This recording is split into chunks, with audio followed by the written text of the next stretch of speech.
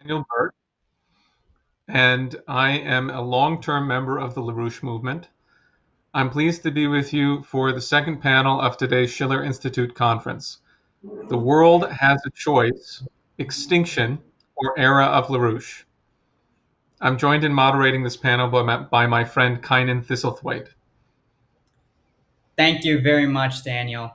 I'm a young organizer for the Schiller Institute, and I'm very honored to be co-moderating what I'm sure is going to be a wonderful second panel. First panel was already incredible. This section of the conference is intended to present several perspectives of what the world could have looked like by today if LaRouche had been exonerated decades ago, and what the world can become if leaders, meaning you, adopt his method today. In this panel, you will learn what an anti-oligarchical world economy, a human economy, would mean as expressed in LaRouche's revolutionary development policies for many regions. In addition, you will hear some insights into science, music, and culture as influenced by the work of Mr. LaRouche.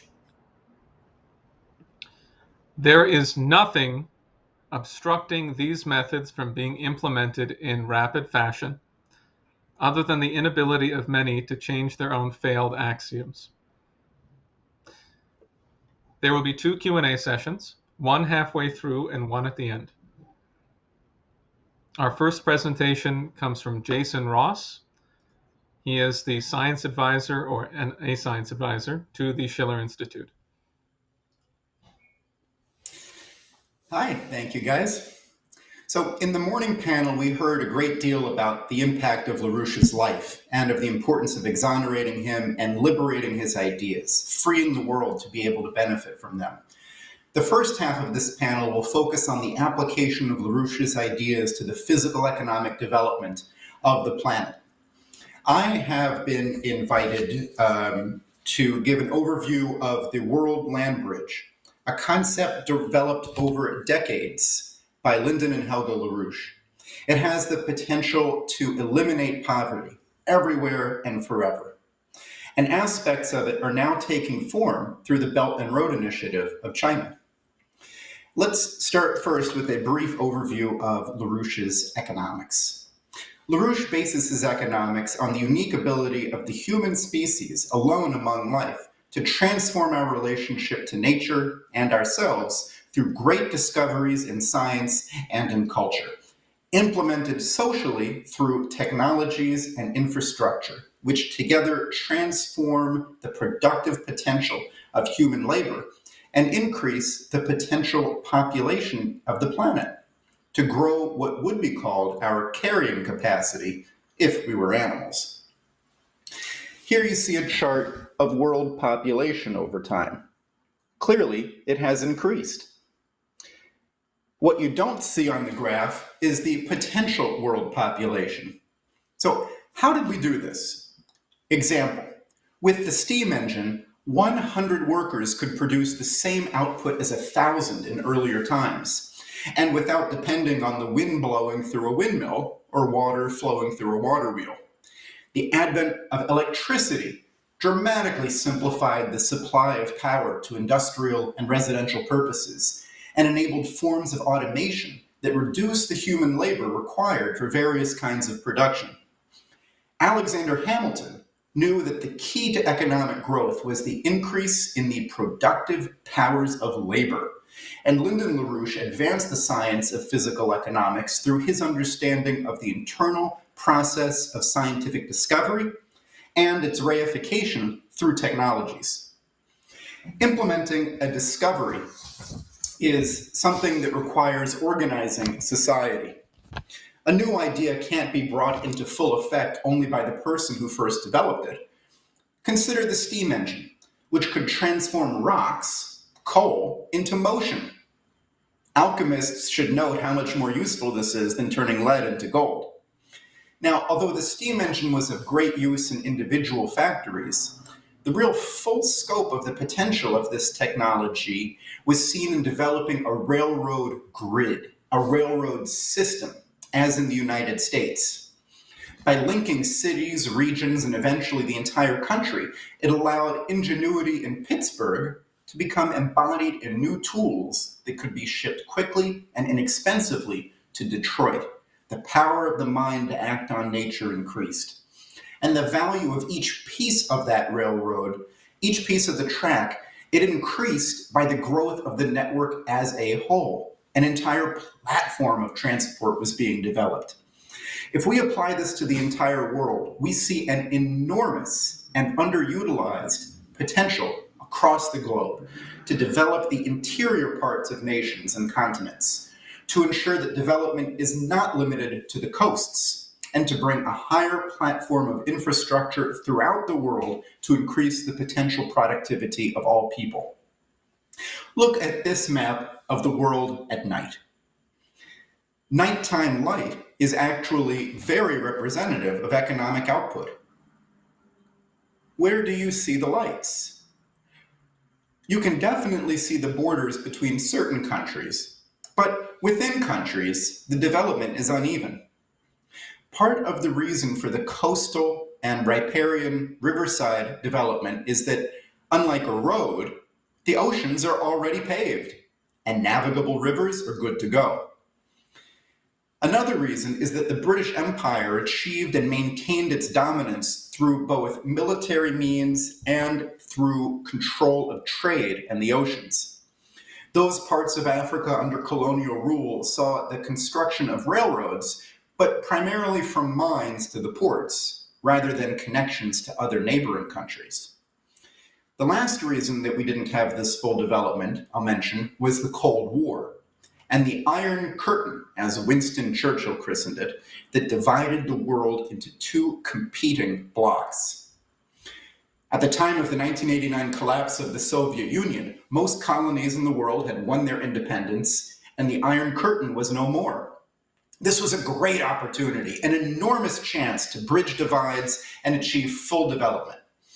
The Eurasian land bridge concept of Lyndon and Helga LaRouche was a guiding light for development after 1989.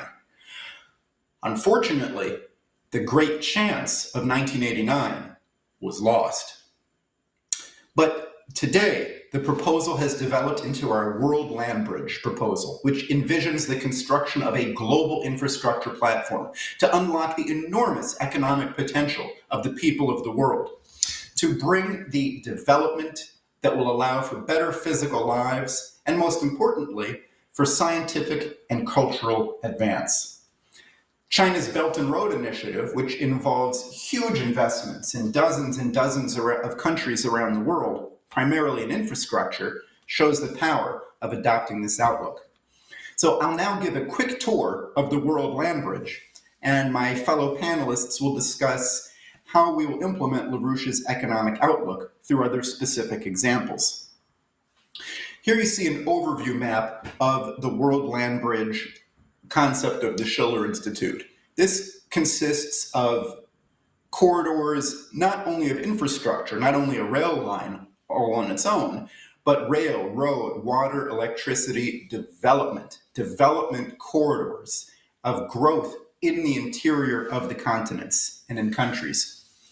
We see here Helga LaRouche when she was in Lianyungan, China in 1996. And you can read what it says on the anchor there, the eastern terminal of the Eurasian land bridge. This was her idea with Lyndon LaRouche. In 2013, President Xi Jinping launched the Chinese Belt and Road Initiative in Kazakhstan, where he announced a proposal to cooperate with neighboring and eventually not so neighboring countries for shared infrastructure projects that would allow for greater regional connectivity and increase the productivity of the whole region. What made China able to do this? Take a look at the railroads that China boasts today. In gray, you see the old-fashioned railroads. Those are the kinds of antique things that you'd find in such countries as the United States. In yellow, green, red, and purple, you see high-speed rail in China of varying speeds. Look at those purple lines. They go 300 kilometers per hour. That's pretty fast, okay? Even the yellow one, 160 kilometers per hour. That's 100 miles an hour. There's about 5 miles of Amtrak track in the US where a train can go 100 miles an hour. So they've had a lot of success. Another example is their water projects to take areas that receive too much water, that are subject to flooding, and move the water where it's needed, like we did in the United States with our Tennessee Valley Authority, which was tremendously effective. Looking at the region, we see the Kra Canal. This is a proposed canal that cuts right through Thailand right there to connect the oceans.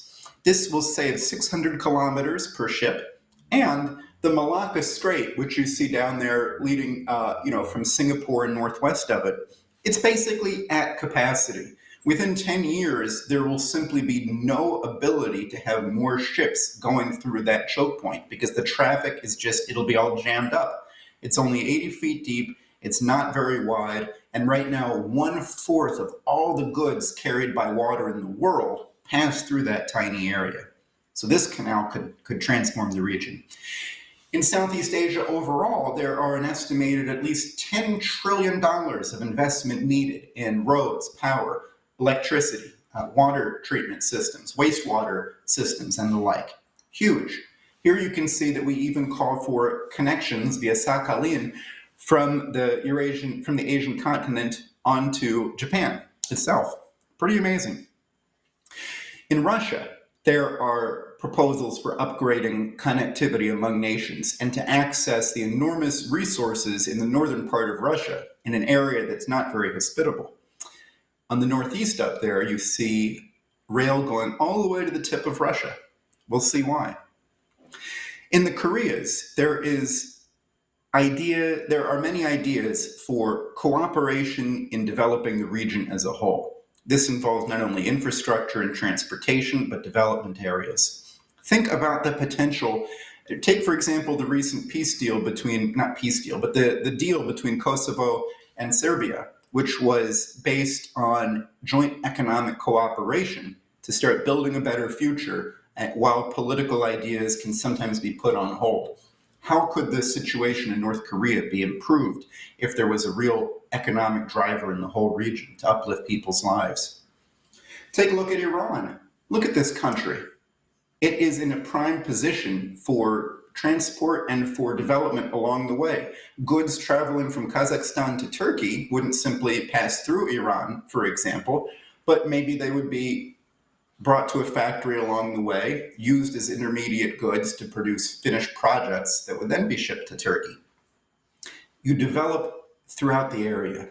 Here's LaRouche's Oasis Plan from 1990, a proposal to fight the desert instead of each other, an idea of how joint economic cooperation to build a better future would be the key to a lasting peace in Southwest Asia. How about linking up the Mediterranean? Here you see connections by bridges or tunnels between over there at the Straits of Gibraltar. And also, look at that, from Italy to Africa. Fantastic. The Straits of Gibraltar are only about 10 miles, 15 kilometers wide. Small. Let's look then going back to the east at pulling it all together.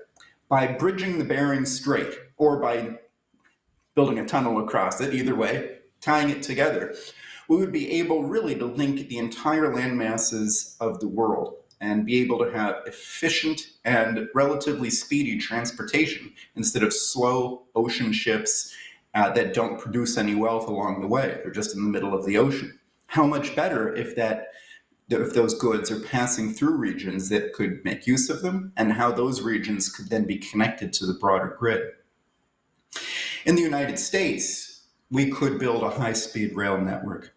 In the United States, we could build new cities. New cities, imagine that, not just more suburbs, entirely new cities. There's a lot of empty land out in the West that's locked up in various types of ways right now that could be opened up for the development of new, beautiful cities of 500,000, 1 million, 2 million people. That would be great.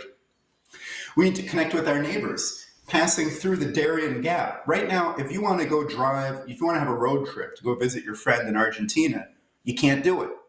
Why? Well, right through that Isthmus of Panama, as you'd like to be heading on, making your way down there, it doesn't happen. The road ends. There's a national park. There's a gap, the Darien Gap.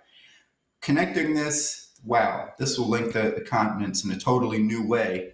Right now, there's surprisingly low levels of trade between North and South America, considering our proximity. We should fix that. In South America, there is great opportunity to build new navigable canals to make it easy to move bulk freight very, very cheaply, very, very efficiently.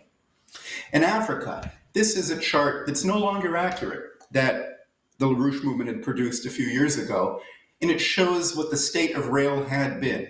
As I was mentioning earlier, you see these rail lines, they don't connect the different countries very much. Mostly they go to the ports from the interior, much of this related to mining. On the right, you see what the network, the rail grid, could truly look like, with linkages that will then allow for much increased trade among the countries of Africa. Right now, most African countries, their major trading partners are not actually their neighbors, and certainly not countries that are, one or two nations away within that continent. That should change. Here's an example of a new rail line. This is the Djibouti to Addis Ababa rail line, built through Chinese financing and dramatically reducing the amount of time to travel between those areas. Here is TransAqua. This is a proposal to refill Lake Chad, which has been shrinking and on whose water tens of millions of people depend, to refill it using water from the Congo River, which isn't going to miss it. There's plenty of water in the Congo River. How about using some of it to refill this lake? Let's take a look at Africa as a whole. Look at how big it is. You see those countries and continents stuffed in there. The US in the upper left. India over there on the right. Russia, Mexico. You see these nations all fitting inside Africa, an enormous place. Let's take a look at its population. Here, the United States, China, and Africa are sized according to the number of people that live in them. Africa and China have similar numbers. Let's take a look at energy. So here we've got the total energy use per country. China and the US have similar amounts of overall energy use, although China has far more people. In the next graph, we see the countries and continents represented in terms of the energy per person. And here you can see the tremendous shortfall of energy, which is required to be able to unlock the technologies, the manufacturing techniques that'll make people more productive through their labor, and thereby be able to increase living standards and the amount of the national activity that can be focused on the long term, on science, on technology, on research. That's the future. Here we see the amount of trade that's traveling across the various land networks in sub-Saharan Africa.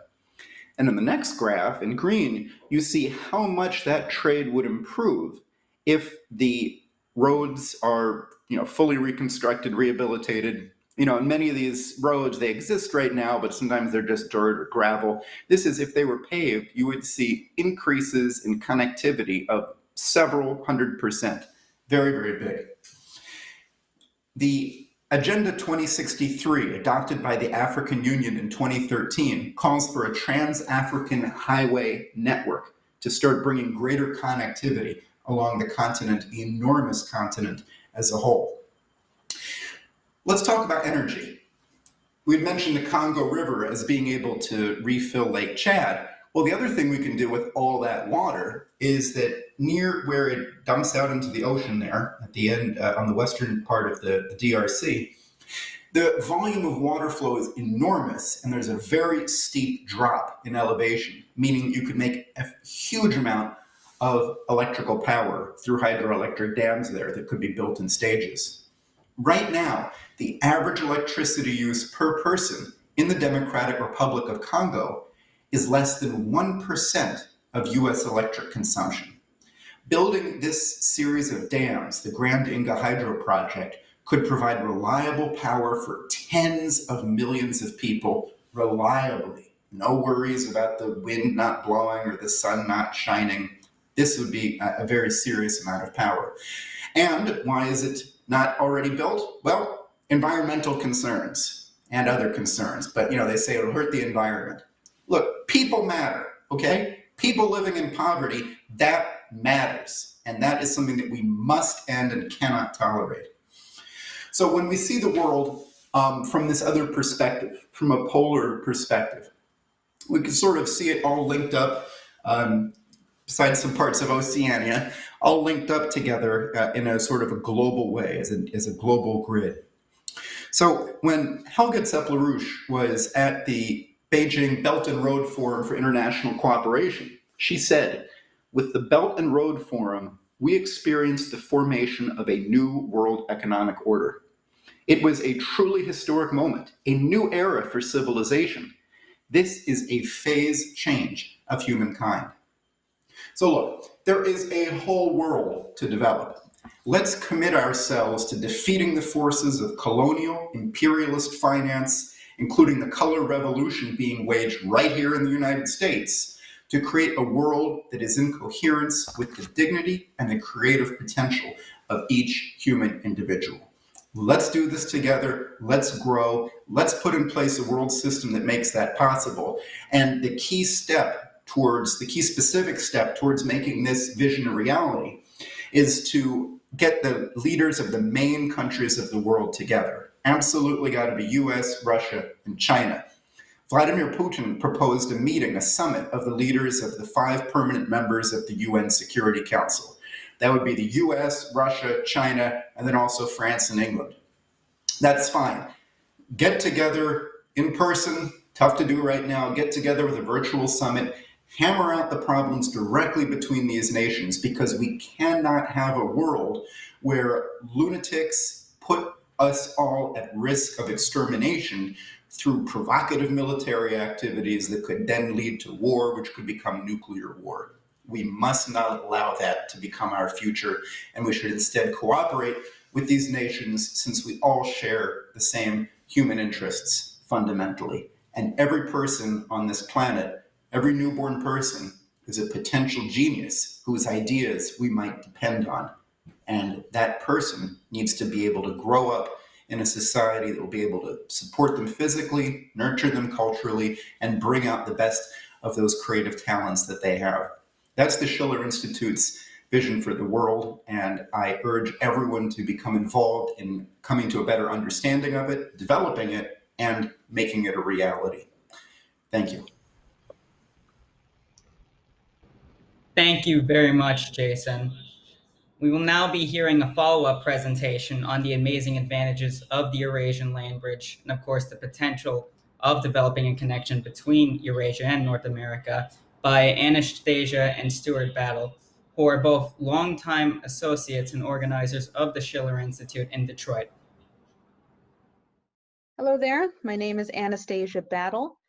I've been a LaRouche organizer for about 12 years, and I want to dedicate my presentation to a very good friend of mine named Dr. Hal Cooper, who unfortunately we lost a couple of years ago, but he was a very energetic, very lively and feisty pioneering engineer, very good friends of Mr. and Mrs. LaRouche, and a number of the projects that he proposed, did feasibility studies for, went out into the cold to look at, are now either coming into fruition or are being proposed as part of the larger project of the New Silk Road. And if you're not familiar with what the New Silk Road is, you should take a look at our book, The New Silk Road Becomes the World Land Bridge.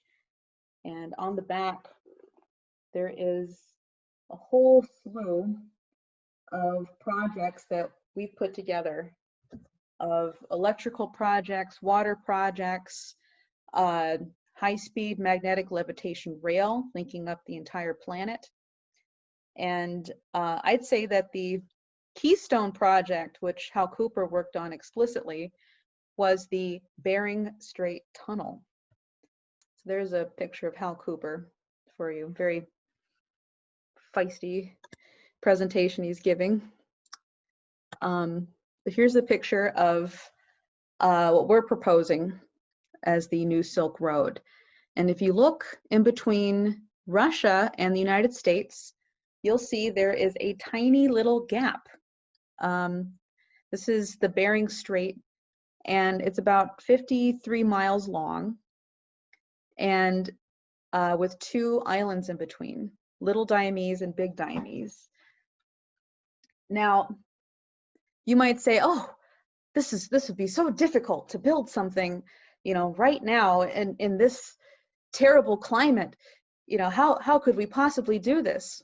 Well, believe it or not, we did not come up originally with this idea. This was proposed in 1846.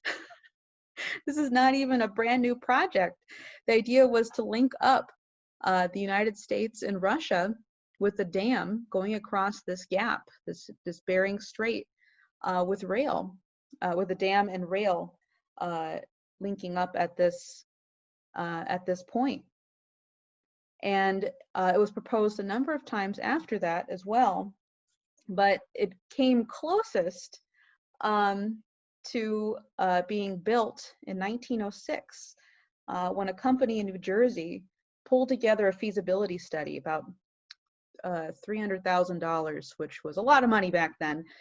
And they figured out how this project actually could be built. And they were able to pull together another $300 million to build it. Now you might be wondering, why wasn't it built? Well, World War I happened, and that was the end of this project, unfortunately, at that time. But Hal Cooper came across these ideas back in the 90s.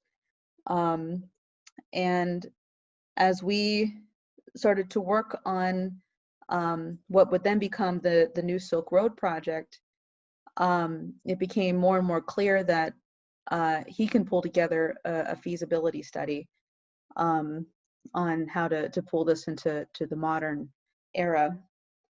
So it would be about a 65 to 70 mile long bridge across.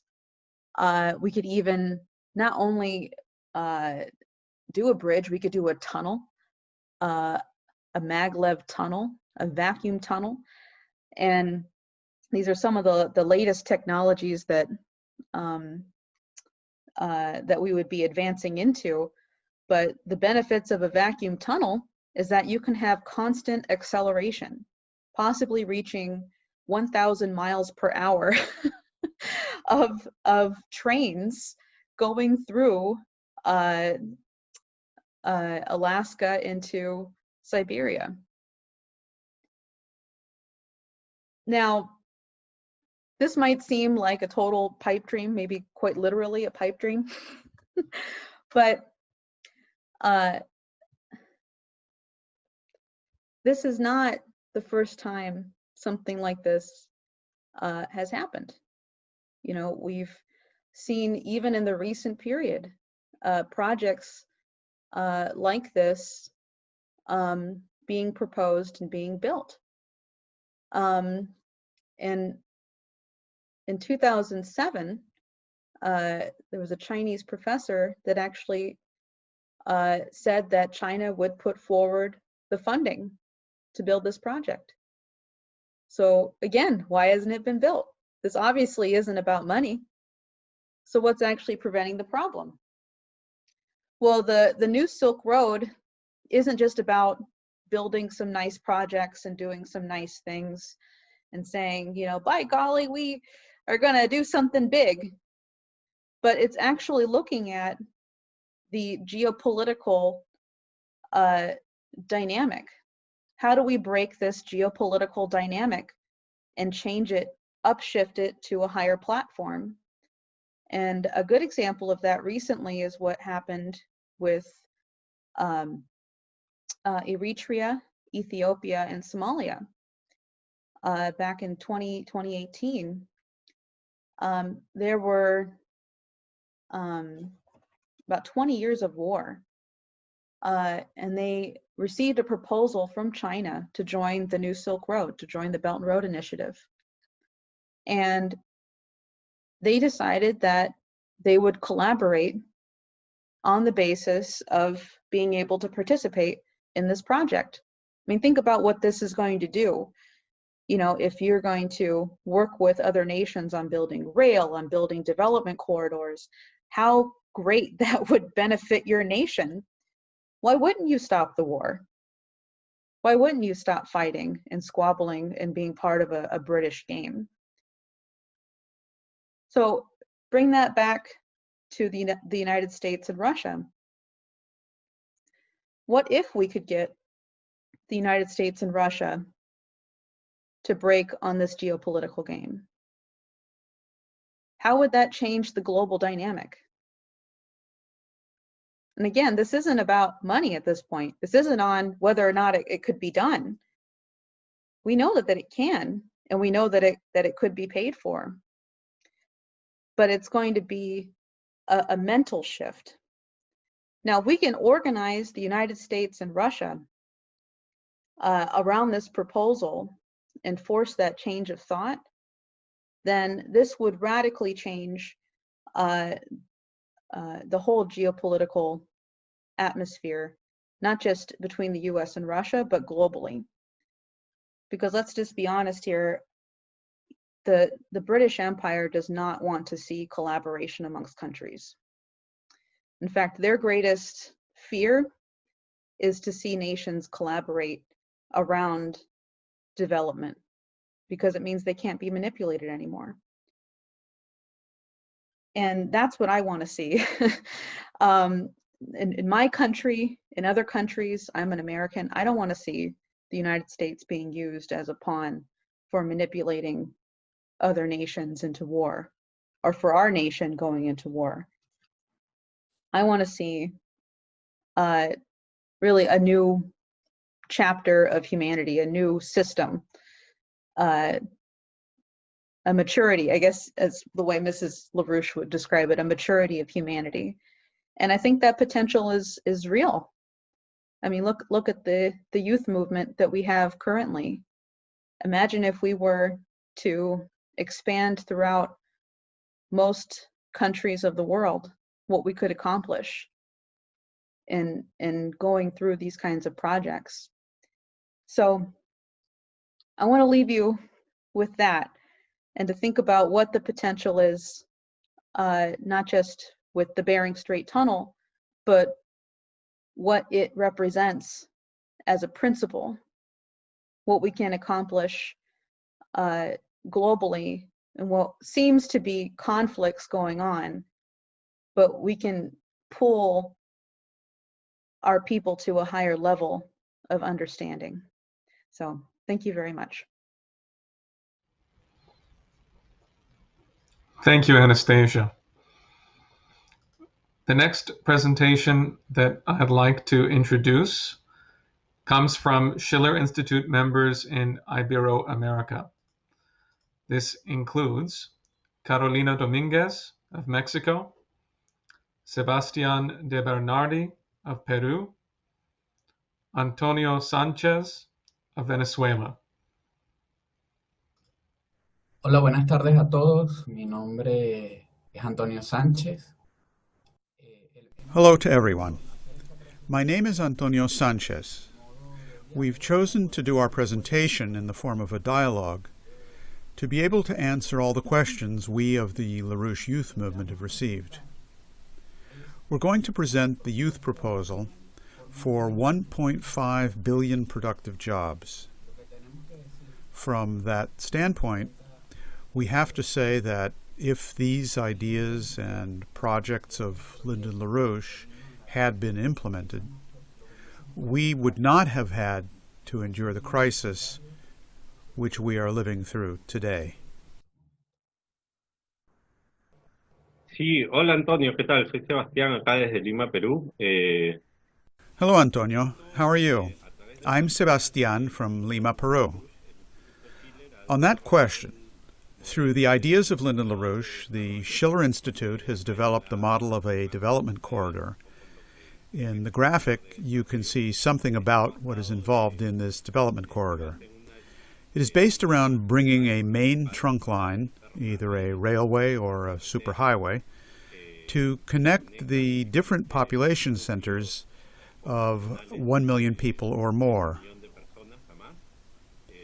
to which a river or canal is joined, and if they exist, to a network of roads between smaller populations where intensive agricultural complexes, or also urban industrial complexes, can be developed, which would use nuclear energy. Hola, Antonio, y le doy la bienvenida a todos los que nos escuchan en esta... Hi, Antonio, and I welcome all those who are listening to this international conference.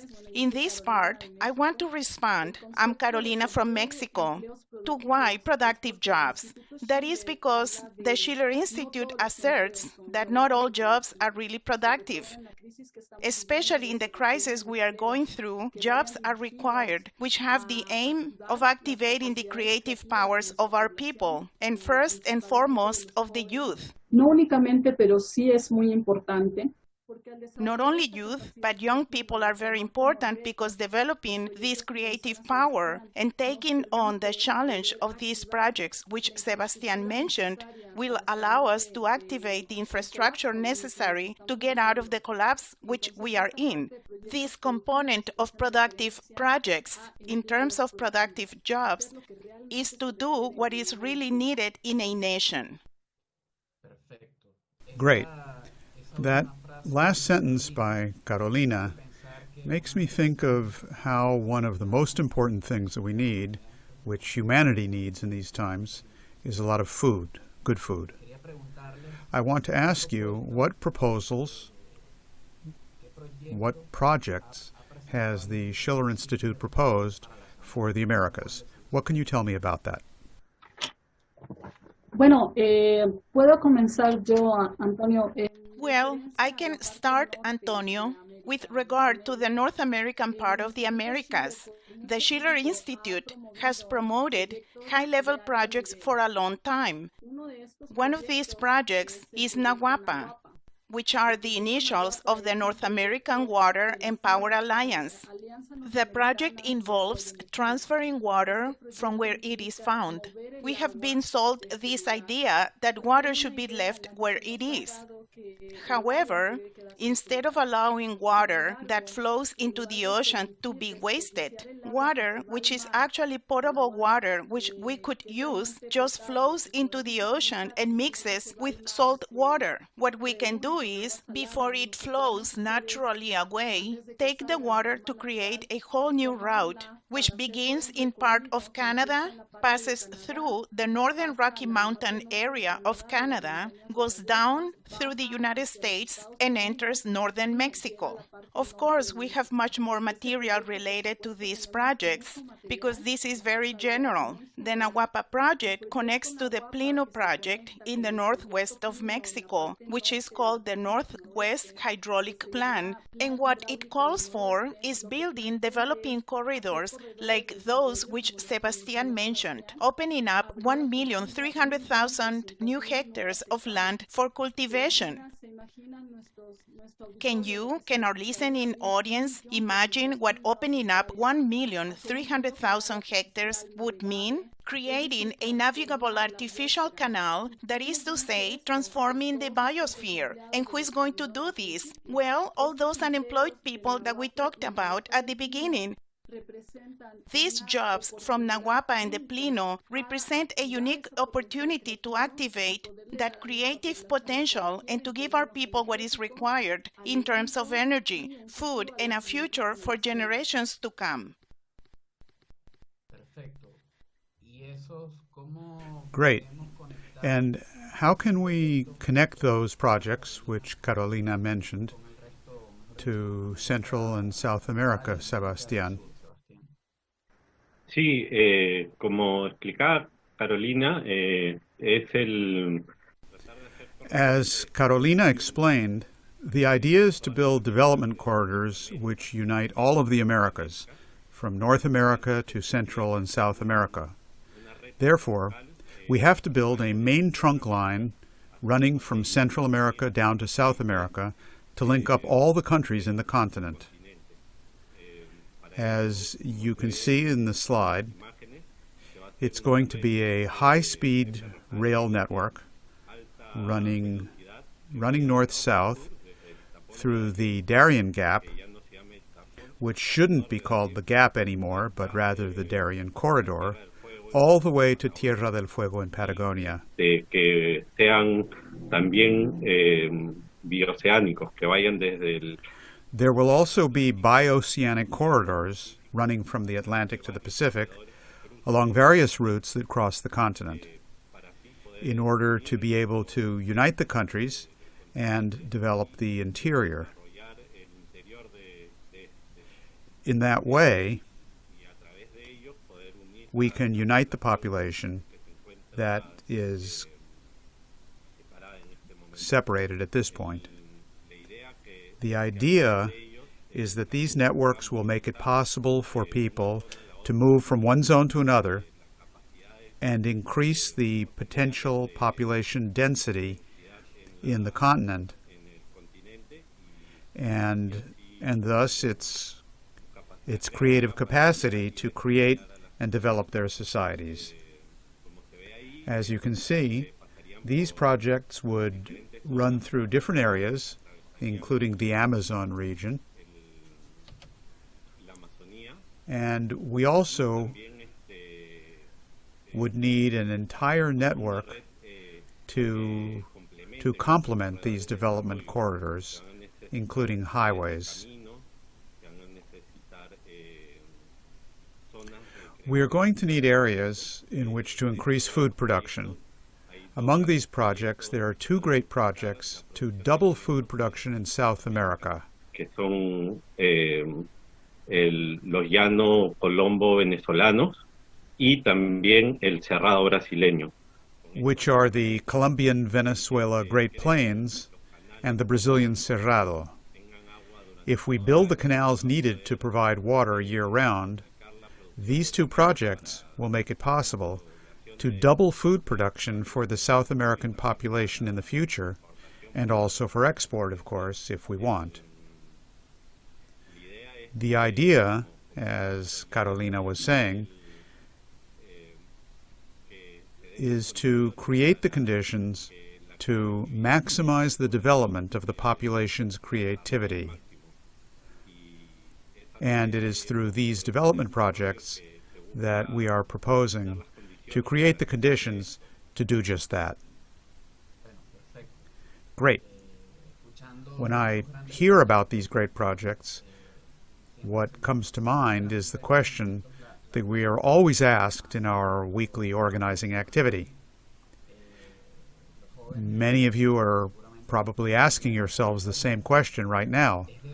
Where is the financing going to come from for these great projects? And I know that you have a lot to say about this, and we'd like to hear it.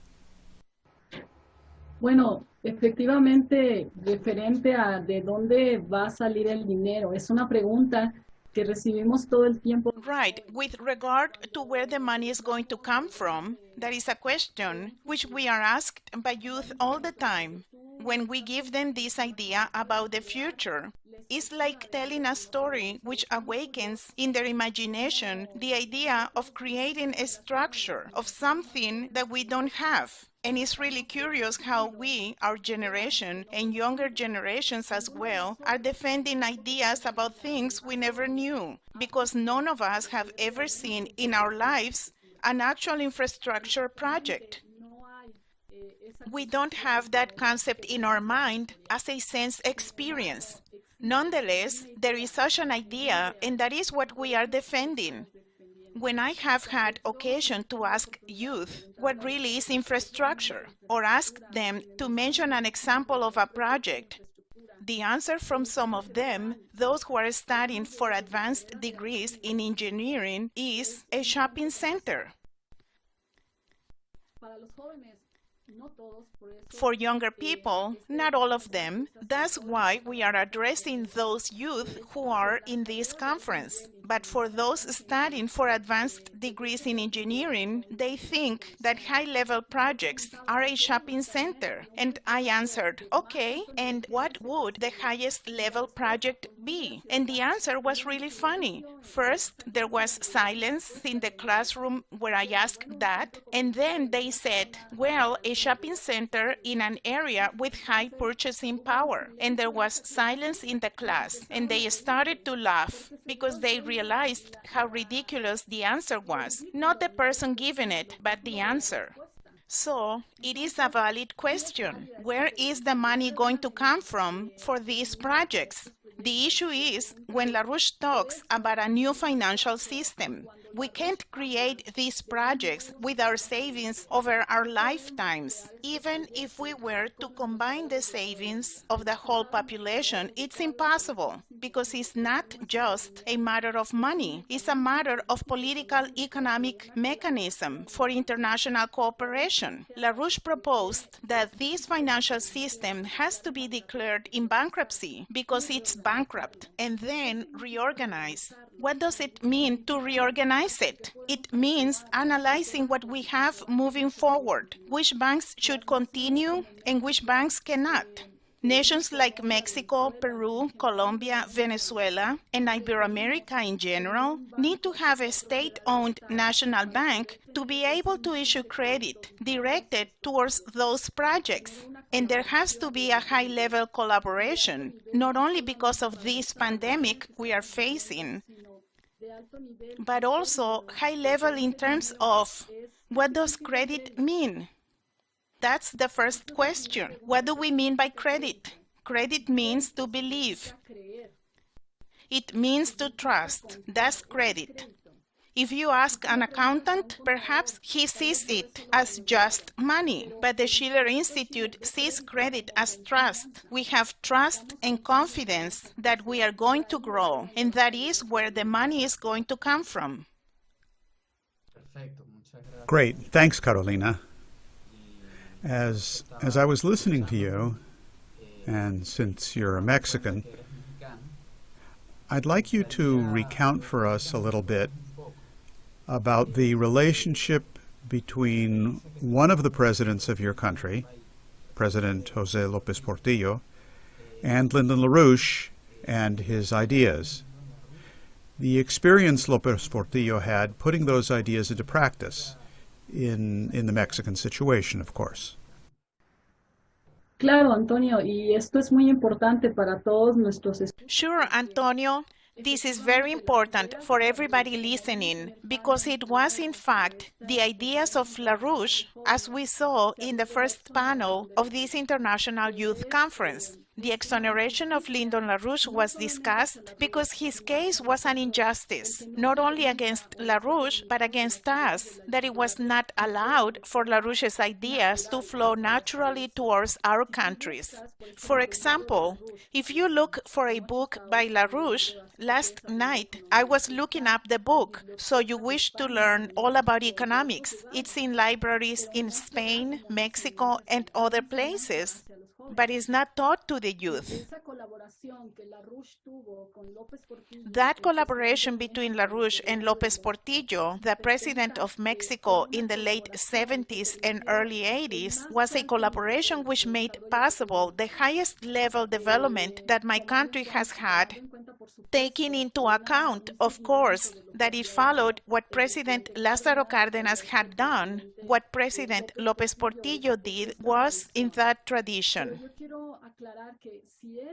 I want to mention that if Ibero-America or any country in the Americas has developed, it has had everything to do with the government in the United States, who is leading the U.S. I would like to challenge youth to analyze who has been president in the U.S. at different points and what the consequences are. When Franklin Roosevelt was president of the U.S., it was a period in which Ibero-America had the greatest development as a result of that collaboration, because Roosevelt spoke about an alliance among nations and not simply taking a country's resources and sending them to another country. It was in that tradition that LaRouche and López Portillo met here in Mexico.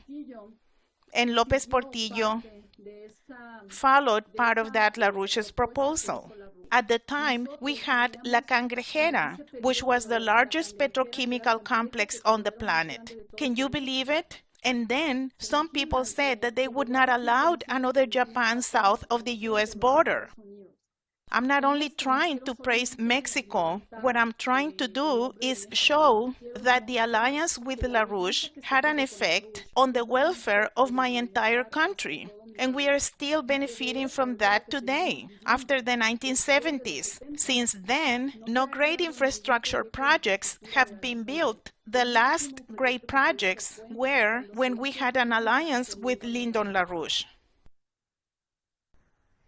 Bueno, muchísimas gracias, Caro. Y bueno, me gustaría... Thanks a lot, Carolina. As a final comment, I'd like to say that we have a lot of projects in mind, and we have to think about the future we wish to create in order to shape the present. As Lyndon LaRouche said, mankind is the only species that lives in the future, and in that way determines the present.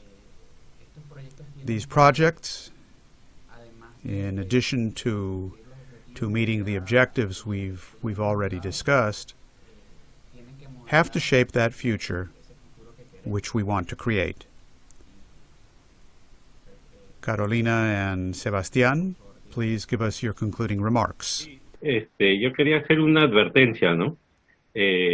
Yes, I would like to issue a warning.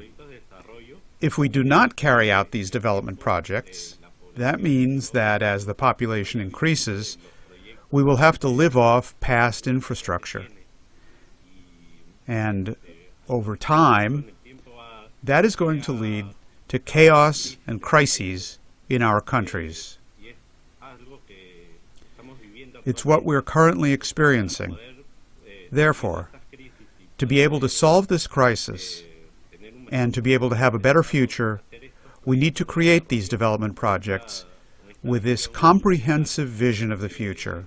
Y estas deben estar basadas en las 4 leyes que propuso Lyndon LaRouche. They should be based on the 4 laws which Lyndon LaRouche proposed, which are fundamental. I would like to invite the youth to read them and study them as a fundamental part of uniting the entire continent. Thank you. Gracias, Antonio. Pues yo, unido a esto que comenta Sebastián y comentaste tú, lo que quisiera... Thanks, Antonio.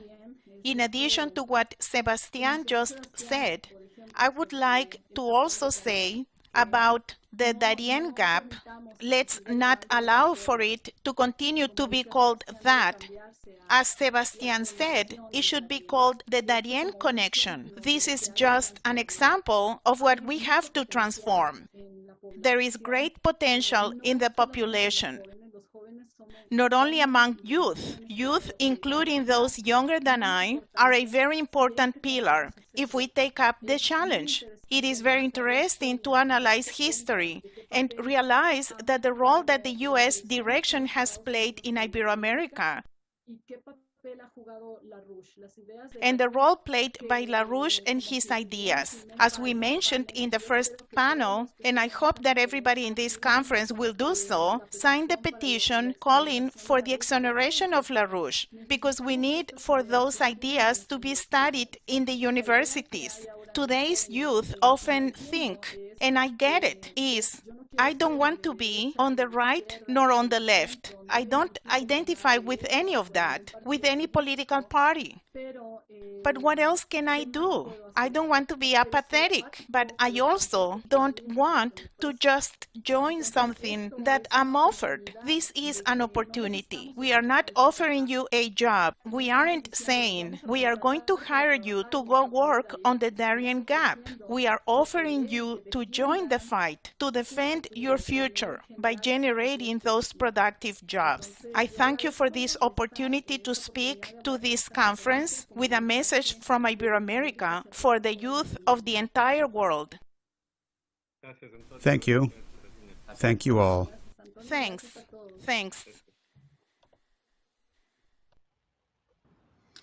Thank you very much. That was a very good presentation. We will now be hearing from Elise De Chare. He is a consultant and specialist on many issues related to growth, sustainable development, peace, security, and human rights. He is also an engineer in solidarity economy and social governance from the Faculty of Political Studies and Solidarity Economy of France. Thank you for inviting me to this very important conference. Yes, the crisis expresses itself through inequalities and already expressed itself by the fact that not everyone has the same access to quality education. Not everyone has access to quality and proximity care. Not everyone has access to drinking water as they should.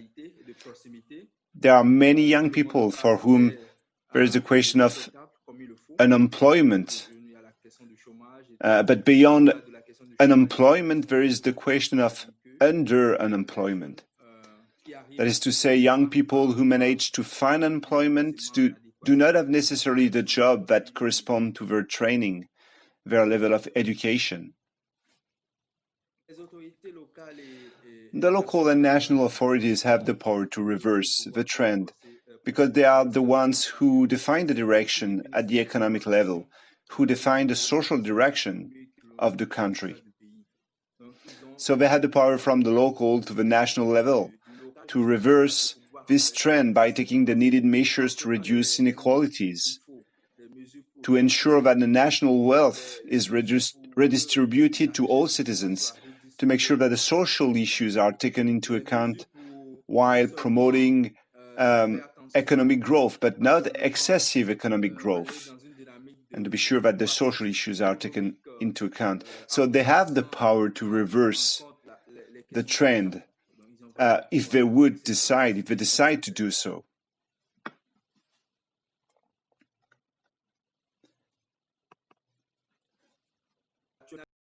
Where right now the dynamic we have adopted is in line with a social and solidarity economic policy. At all levels, we promote entrepreneurship for young people so that they can take charge of themselves, because the state cannot employ everyone. But the work we are doing is to orient those young people who commit themselves toward entrepreneurship, toward activities dealing with social problems. In other words, young people create together businesses, create dynamics that not only fight against social problems, but at the same time permit them to earn an income doing it. Because we used to have young people acting on the social level, but not for profit and without any earning money. A lot of young volunteers involved in the social sector to solve social problems and who don't have enough to live by themselves doing so. So the work we're doing today is to associate social and economic issues so that social problems become real opportunities for young people to earn a living. And it has started. Young people are getting involved and the results will be felt in the coming years.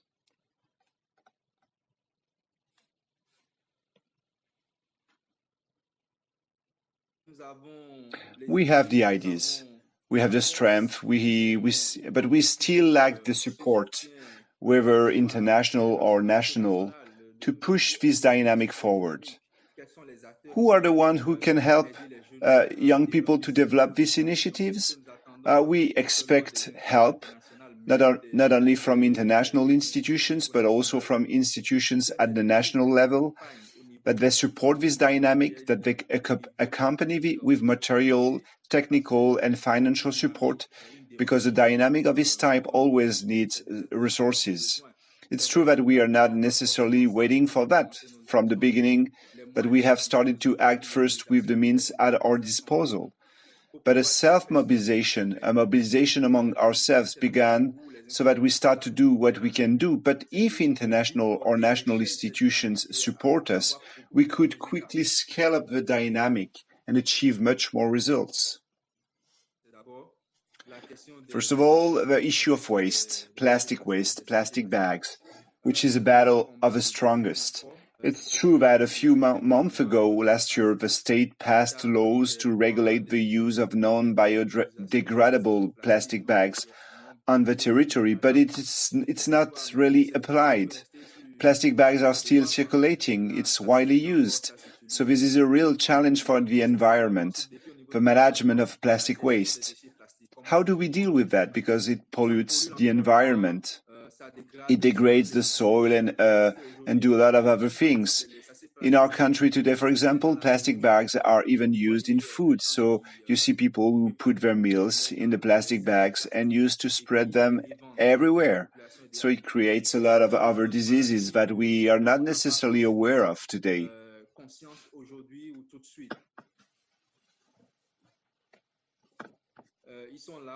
Well, they always help us to become aware, for us to become aware of our relationship with the environment in everything we do, to take into consideration the negative impact we have on the environment. It permits us to figure out how to channel our actions so that we can deal with some bad behaviors with a lot of negative impact, and so to pollute less the environment. So their action is quite important. They still come to help us in this sense. And even in this research, in the research sector, and in documents that I have read related to the current health crisis, a lot of scientists say that those problems are related to our relationship with the environment, to the way we treated the environment, to some kind of bad chemical substances that we could have created in the environment because of our behavior.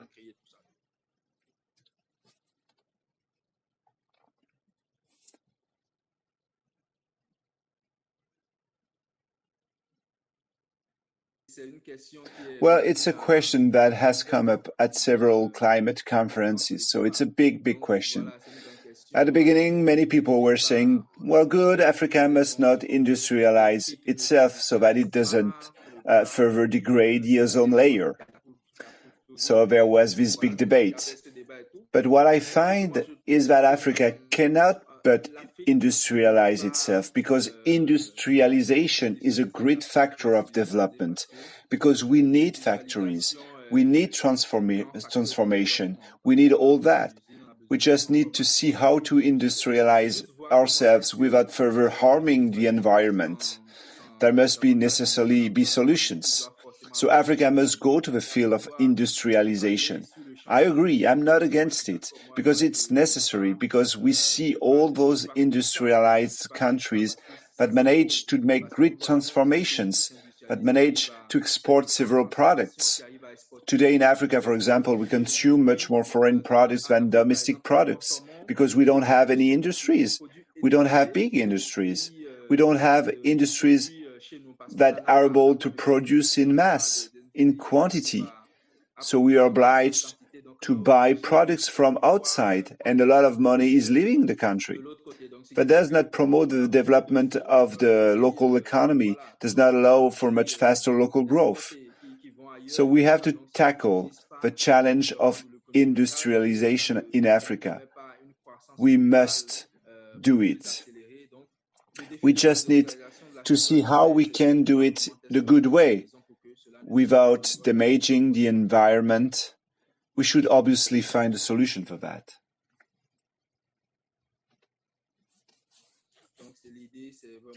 So yes, that's the idea too. It's really to organize conferences at the national level, to continue advocating the authorities and asking them. So first of all, to make them aware of the initiatives, the work, the vision, to get their support. In particular, organize meetings with young people, with targets groups, with networks, with platforms of young women, go into contact with the population to make them aware of what is going to be created and what the Institute plans to do. So the idea is really like what is already being done with this conference, with the conferences already done online and offline. It's really to take citizen actions, to organize conferences, workshops, to be able to gather more people around this vision and the work that is being done. That's the goal. That's what I wanted to say. Thank you. Thank you very much, Alize. For our next presentation, we're going to have a video from Jonathan Thron in Berlin of the Schiller. Hello, I'm Jonathan Thron. I work with the Schiller Institute in Germany and am currently speaking to you from Berlin in Germany. So the title of my presentation today is What would Europe look like if LaRouche's ideas had been realized? From a German perspective, since I am a German patriot and a world citizen. And what will Europe look like if we listen to LaRouche's ideas from now on and act accordingly? If the oligarchy had not imprisoned LaRouche and fought his ideas, hunger and poverty and war and conflicts would already be a relic of the past, and we would only know these phenomena from history books. How is that possible? Well, there are quite a number of projects in Europe that are really big and whose energy flux density is enormous, which would lead to a strong increase in the potential relative population density. Because Lyndon LaRouche has proven this point thoroughly throughout his long life, I can say with full confidence that big is good. In this sense, if it helps, then big is good. However, these projects were not realized. And the only reason, therefore, has been the resistance of the oligarchy. Not because those projects would cost too much or destroy the environment or be dangerous for us humans. These are all invented lies that the oligarchy is telling us. And this has probably been proven in detail in the previous presentations. If not, I'm happy to answer any questions about it in the Q&A session. But the oligarchy is sincerely dishonest about its real intention. They never tell anybody that they want to stop development in order to control people so they can exploit them. I would like to enumerate just a few projects from Germany, France and Italy. The basic idea of the whole thing is that if politics and the state work well and support people instead of fighting them, then wonderful things will happen, because people are wonderful. In Germany, there are 3 projects which I would like to outline briefly. First, there is the pebble bed reactor. This is nuclear energy, the so-called evil nuclear energy. But as I said, that is a lie. In truth, nuclear energy is our friend. We just need to know how to handle it properly. For example, with the pebble bed reactor. That is an idea that originally came from the USA, was later worked on in Australia, but was developed in Germany by Rudolf Schulten. This reactor ran for about 27 years in Jülich, Germany. It is inherently safe, meaning that even if all cooling systems and all safety systems failed, a core meltdown cannot occur because the fuel is surrounded by high melting ceramics, as you can see in this picture, which only melt at very high temperatures, a built-in threshold, so to speak. In addition, the supply of further fuel stops in the event of a total failure. This was actually carried out in Jülich for test purposes. The reactor then heated up to over 1100 degrees Celsius, remained there for some time, I think it was days or weeks, and then cooled down again as the fuel was used up. In general, it can be said that to fully support and sustain 1 million people, 3 nuclear reactors are needed, if each produces 1000 megawatt. And if you say that 4 nuclear reactors can be fit together on an area of 1 square kilometer, then for Germany, with a population of 83 million, we would only need 249 nuclear reactors, which would then cover only 62 square kilometers, or about 0.017% of Germany's total area. This is one of the many benefits if we go for energy-dense technologies. This type of reactor was first operated experimentally in the 1960s, then abandoned in Germany in 1989. Later, between 1995 and 2010, it received international attention again. And now China is trying its luck with it the current state of affairs is that a test reactor is to go into operation at the end of this year, 2020. And since the Chinese are working very thoroughly and work hard to reach their goals, I am pretty sure that they will build a regular power plant reactor after that. Then there is in Germany the Transrapid, the German version of magnetic levitation train, which is the next revolution of railroad. The idea is that this train doesn't roll with metal wheels on a metal railway, but that it floats above the railway, lifted by magnetic force. Research on it began in 1969 and the Transrapid was completed in 1991. Despite extensive testing of this technology, it was not realized for political reasons. It was one of the many victims of the attacks by the oligarchy.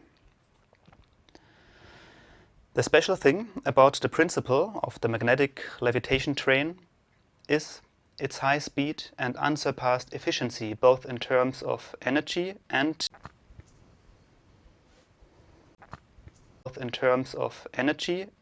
acceleration and deceleration.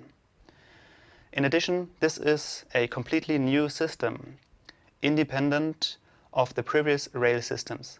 It is therefore possible to build a completely new system without disturbing the old one.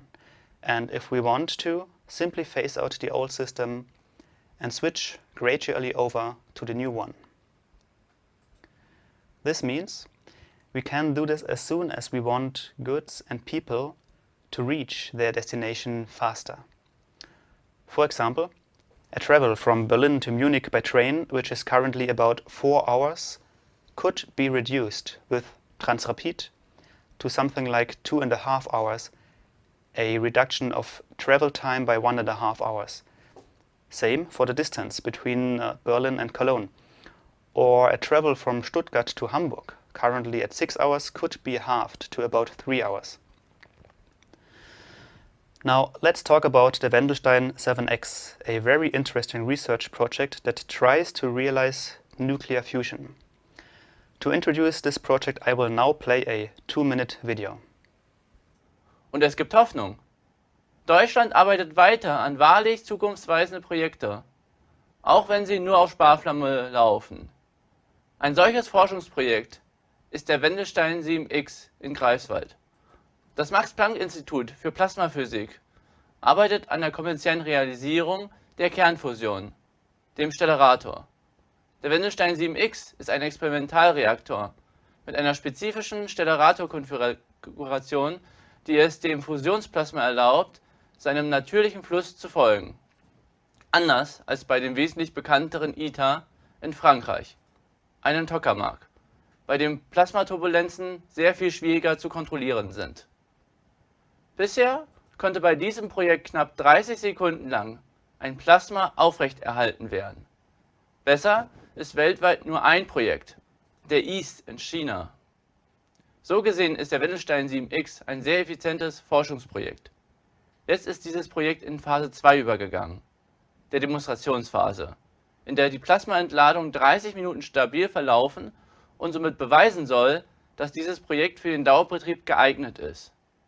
Würde man dieses Projekt genauso finanziell fördern wie derzeit die erneuerbaren Energien, das ist etwa 120 Mal mehr, als es derzeit der Fall ist, so wäre die wirtschaftlich nutzbare Kernfusion schon lange erreicht worden. Allein die Vollendung dieses Projektes leiste einen wesentlichen Beitrag, die Energieknappheit und die damit verbundene Unterversorgung der Welt zu lösen. Dies entspricht dem Konzept von LaRouche zur Steigerung der Energieflussdichte, welche notwendig ist, sodass der Lebensstandard der Bevölkerung aller Nationen steigen kann. Aber nur die volle Realisierung von LaRouche 4 Gesetzen kann die Fesseln der Finanzoligarchie, der City of London und Wall Street, das British Empire, endgültig abschütteln und Armut, Hunger, Krankheit und Kriege überwinden. The basic idea of this project is that the reactor already has the shape that the plasma is expected to take, that is, according to its own nature. this took a very long time to find and calculate this specific shape, and was only achieved when computers had the necessary computing capacity, something in the 1990s, I think, sometime. As it was said in the video, the only research project that achieves even better values than the Wendelstein 7X is the East in China. And if the funding would be sufficient, commercial fusion would have been achieved already in the 1990s. This picture shows that the USA could have achieved nuclear fusion already by 1990 if the investment would have been according to the blue curve. Or it would have been achieved at a later date according to one of the other colored curves. But the brown line on the bottom signifies the minimum necessary yearly investment. It was already known in 1978 that if the yearly investment would be under this brown line, then nuclear fusion would never be achieved. And the real investment was unfortunately even under the minimal needed investment, which is the reason why humanity cannot use the benefits of nuclear fusion today. Those benefits will come from the fact that it is even more energy dense than nuclear energy, which is also better called nuclear fission.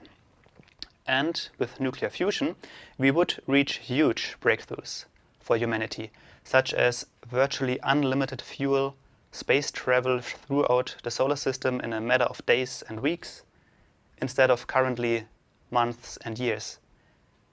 And we would reach even such great benefits, such as virtually no costs for electricity for individual households. And the world's waste problems would be solved, since nuclear fusion would produce such high temperatures that we could simply throw all our garbage into a fusion torch and separate the atoms of the waste from each other, and then we would be able to regroup them just as we wish to. There's also a fusion research project in France called ITER, which is an international project. The Director General of ITER, Dr. Bernard Bigot, spoke at our last international conference from the Schiller Institute, and he took from his valuable time a total of over 3 hours, also to answer numerous questions. This project is also making good progress, and the special thing about it is that it is international. So many nations are united in a rather big project to make the future of mankind better. And this is the key to success. If this would become the basis of international relations to improve the future of mankind in the common interest of all people, there will be no more problems that we cannot solve. Because this is the higher level, as the German philosopher and founder of natural science from the 15th century, Nicolaus von Kues, said, and as Schiller Institute chairman Helga LaRouche is emphasizing at every opportunity. From Italy comes a wonderful idea that would bring this higher level to heights that mankind has never known before, namely the Transaqua project. More than 30 years ago, the Italian engineering company Bonifica developed this idea with the aim of refilling Lake Chad. Lake Chad is located pretty much in the middle of the African continent and has shrunk quite a bit today. This is due to climatic changes, but also due to underdevelopment. Transaqua would branch off a small part of the Congo River located to the south of Lake Chad and direct the water via a 2,400 kilometer long channel into Lake Chad. Since the Congo Basin is about 500 meters higher than Lake Chad, electricity can and will be generated in this project. Transaqua would provide a livelihood for about 40 million people, but has always been rejected because of its impact on the environment. Another lie by the oligarchy. I talked just now about examples of Lyndon LaRouche's third and fourth laws, which are joint building of infrastructure and industry, and a revolution in energy flux density, like realizing fusion. To actually bring this into political realization, however, we still need the first and second laws, which are Glass-Steagall banking separation and the national bank, because this would break the power of the oligarchy. And this is what you, the youth of the world, are called to do. Thank you for your attention.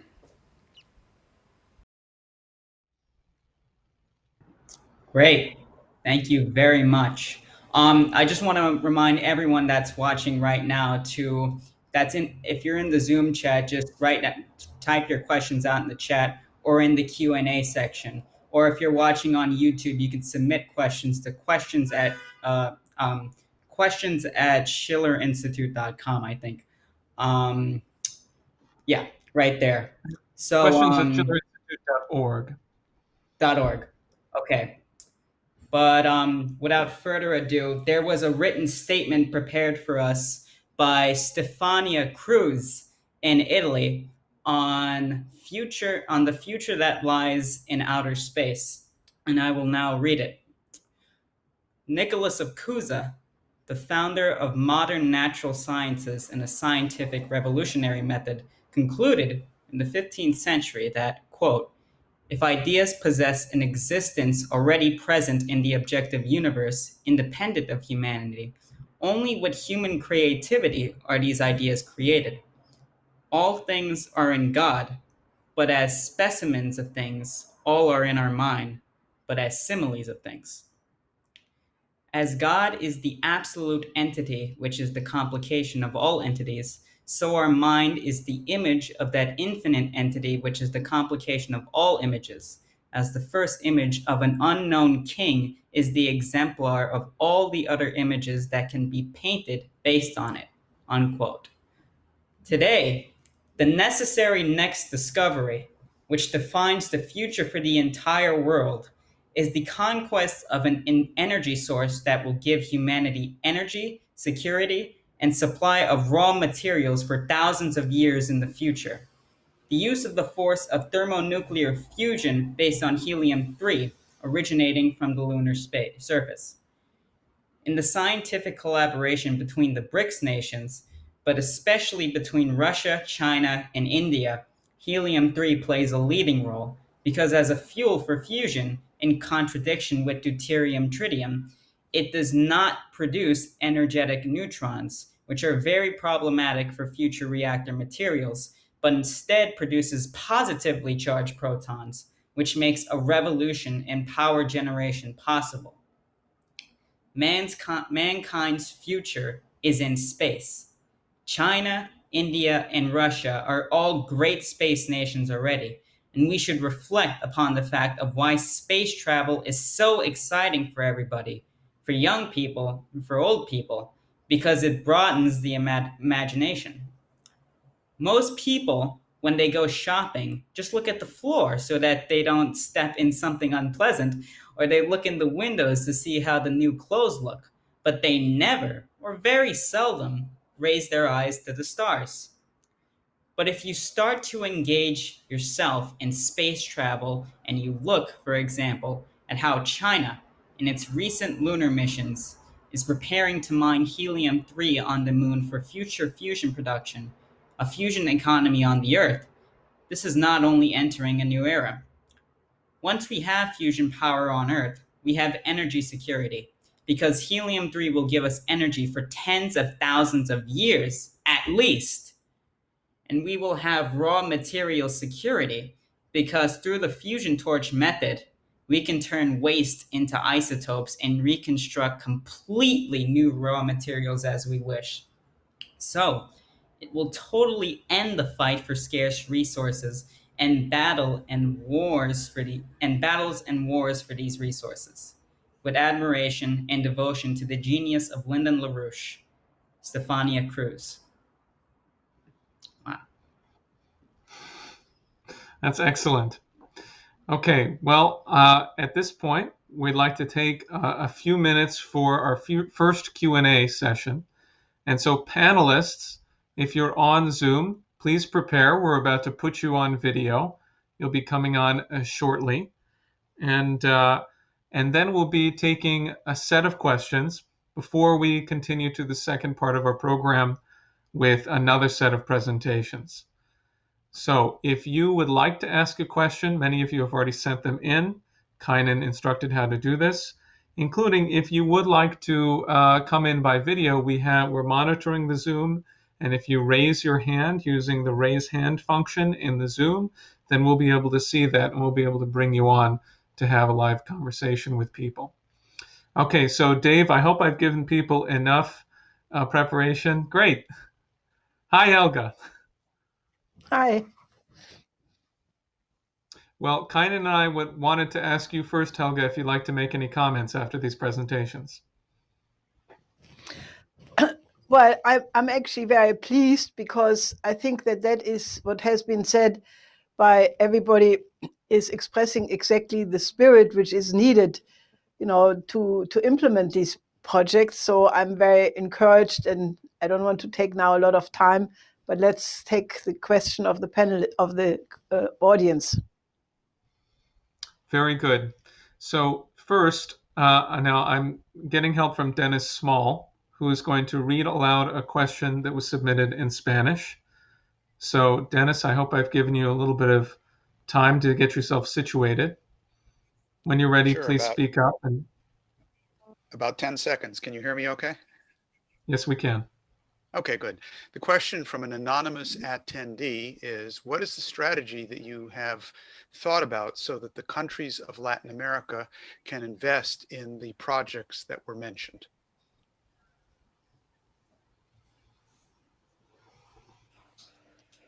Okay, and I think that's available to anyone.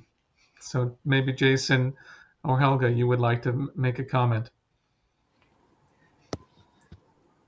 Well, go ahead. Well, I think that, first of all, every country has the right to have a sovereignty over their own currency. As a matter of fact, that's the absolute, most important aspect about sovereignty, that you control your currency and therefore your economy. So each country really has the right to create a national bank. Now, most countries are, they don't have the leadership which has the courage to do it, or they fear the consequences. So I think that right now, the most realistic question is, on the one side, develop and educate your own citizens so that you have the backing for such a policy, because the population has to understand this, the Hamiltonian banking conception, the difference between the American system of economy and the British system, the whole question of national economy as it was developed by Friedrich List. Friedrich List is the most popular economist in China, for example. All of these things must be taught. So the universities should teach them, you should have seminars, conferences. But realistically, I think right now the world is so far gone that you need the action of the large powers. This is why we are pushing so hard to get the summit of the 5 permanent members of the UN Security Council, which President Putin has requested for since January of this year, and that such a summit must initiate a kind of process of conferences to address these pressing issues like the collapse of the economy, the pandemic, the need for a world health system. So I think you have to take a twofold approach: educate your own population, but at the same time exert maximum pressure on the G5, because they are the most powerful countries and they have the responsibility, because world peace really depends on changing this dynamic. Now I see, thank you very much, Helga. I see that we have Carolina, we have Sebastian de Bernardi on, and I thought we had Antonio Sanchez. Is it going to be possible, Dave, to bring them in to join the conversation? Okay, very good. So we'll look forward to hearing from that trio. And I failed to welcome Jonathan also onto the panel. Thank you for your wonderful video. Hello. Could I shortly answer also to that question? Please go ahead. It'll give us a chance to get the others on as well. Well, from a general perspective, it's the answer to the question is obviously credit and sovereignty, as Helga said. So the security of a nation only depends on the will of the people and of the politics. But Helga is absolutely right. The situation is really complicated now and yeah, very, very dangerous.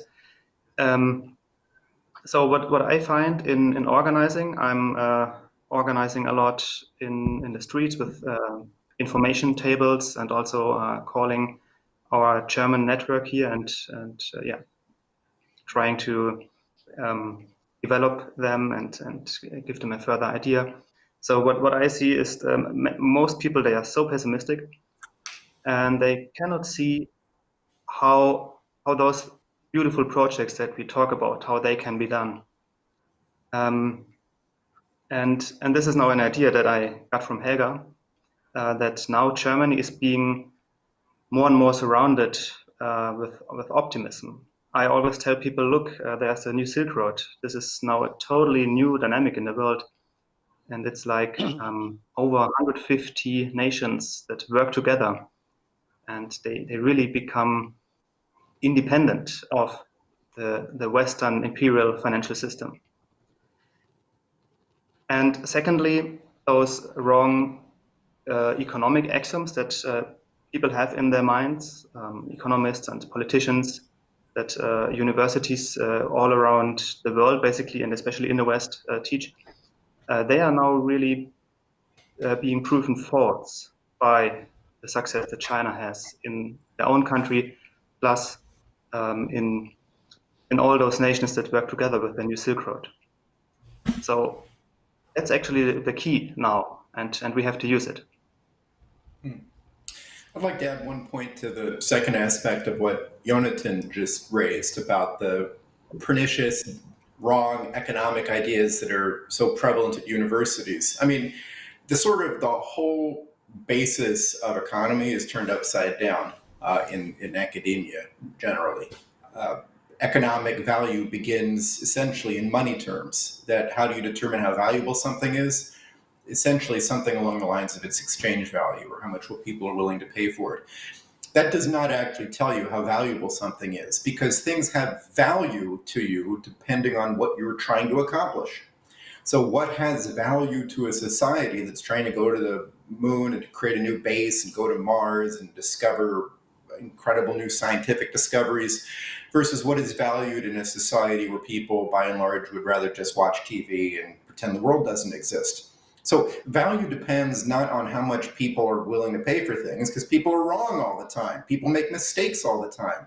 Value's got to be determined in a real scientific way by economists. And that, I think, addresses or intersects the issue of credit in the terms of projects that are economically viable, economically, physically useful and productive, but not financially viable. That is, they wouldn't turn a profit in themselves, even if they would advance the entire economy and make humanity more productive.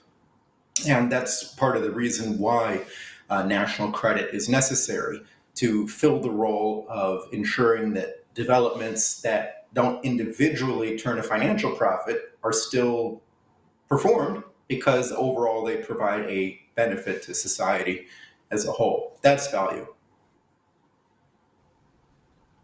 Thank you.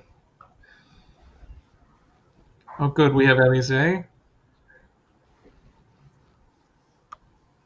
And let's see. Go ahead, Dave. And Anastasia. Very good. And our trio from Ibero America.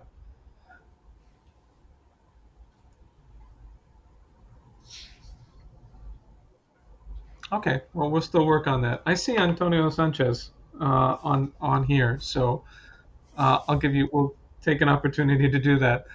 He's waving and smiling, so I know things are okay. But let's go ahead to another question. I have a question that came in by email from our friend Jose.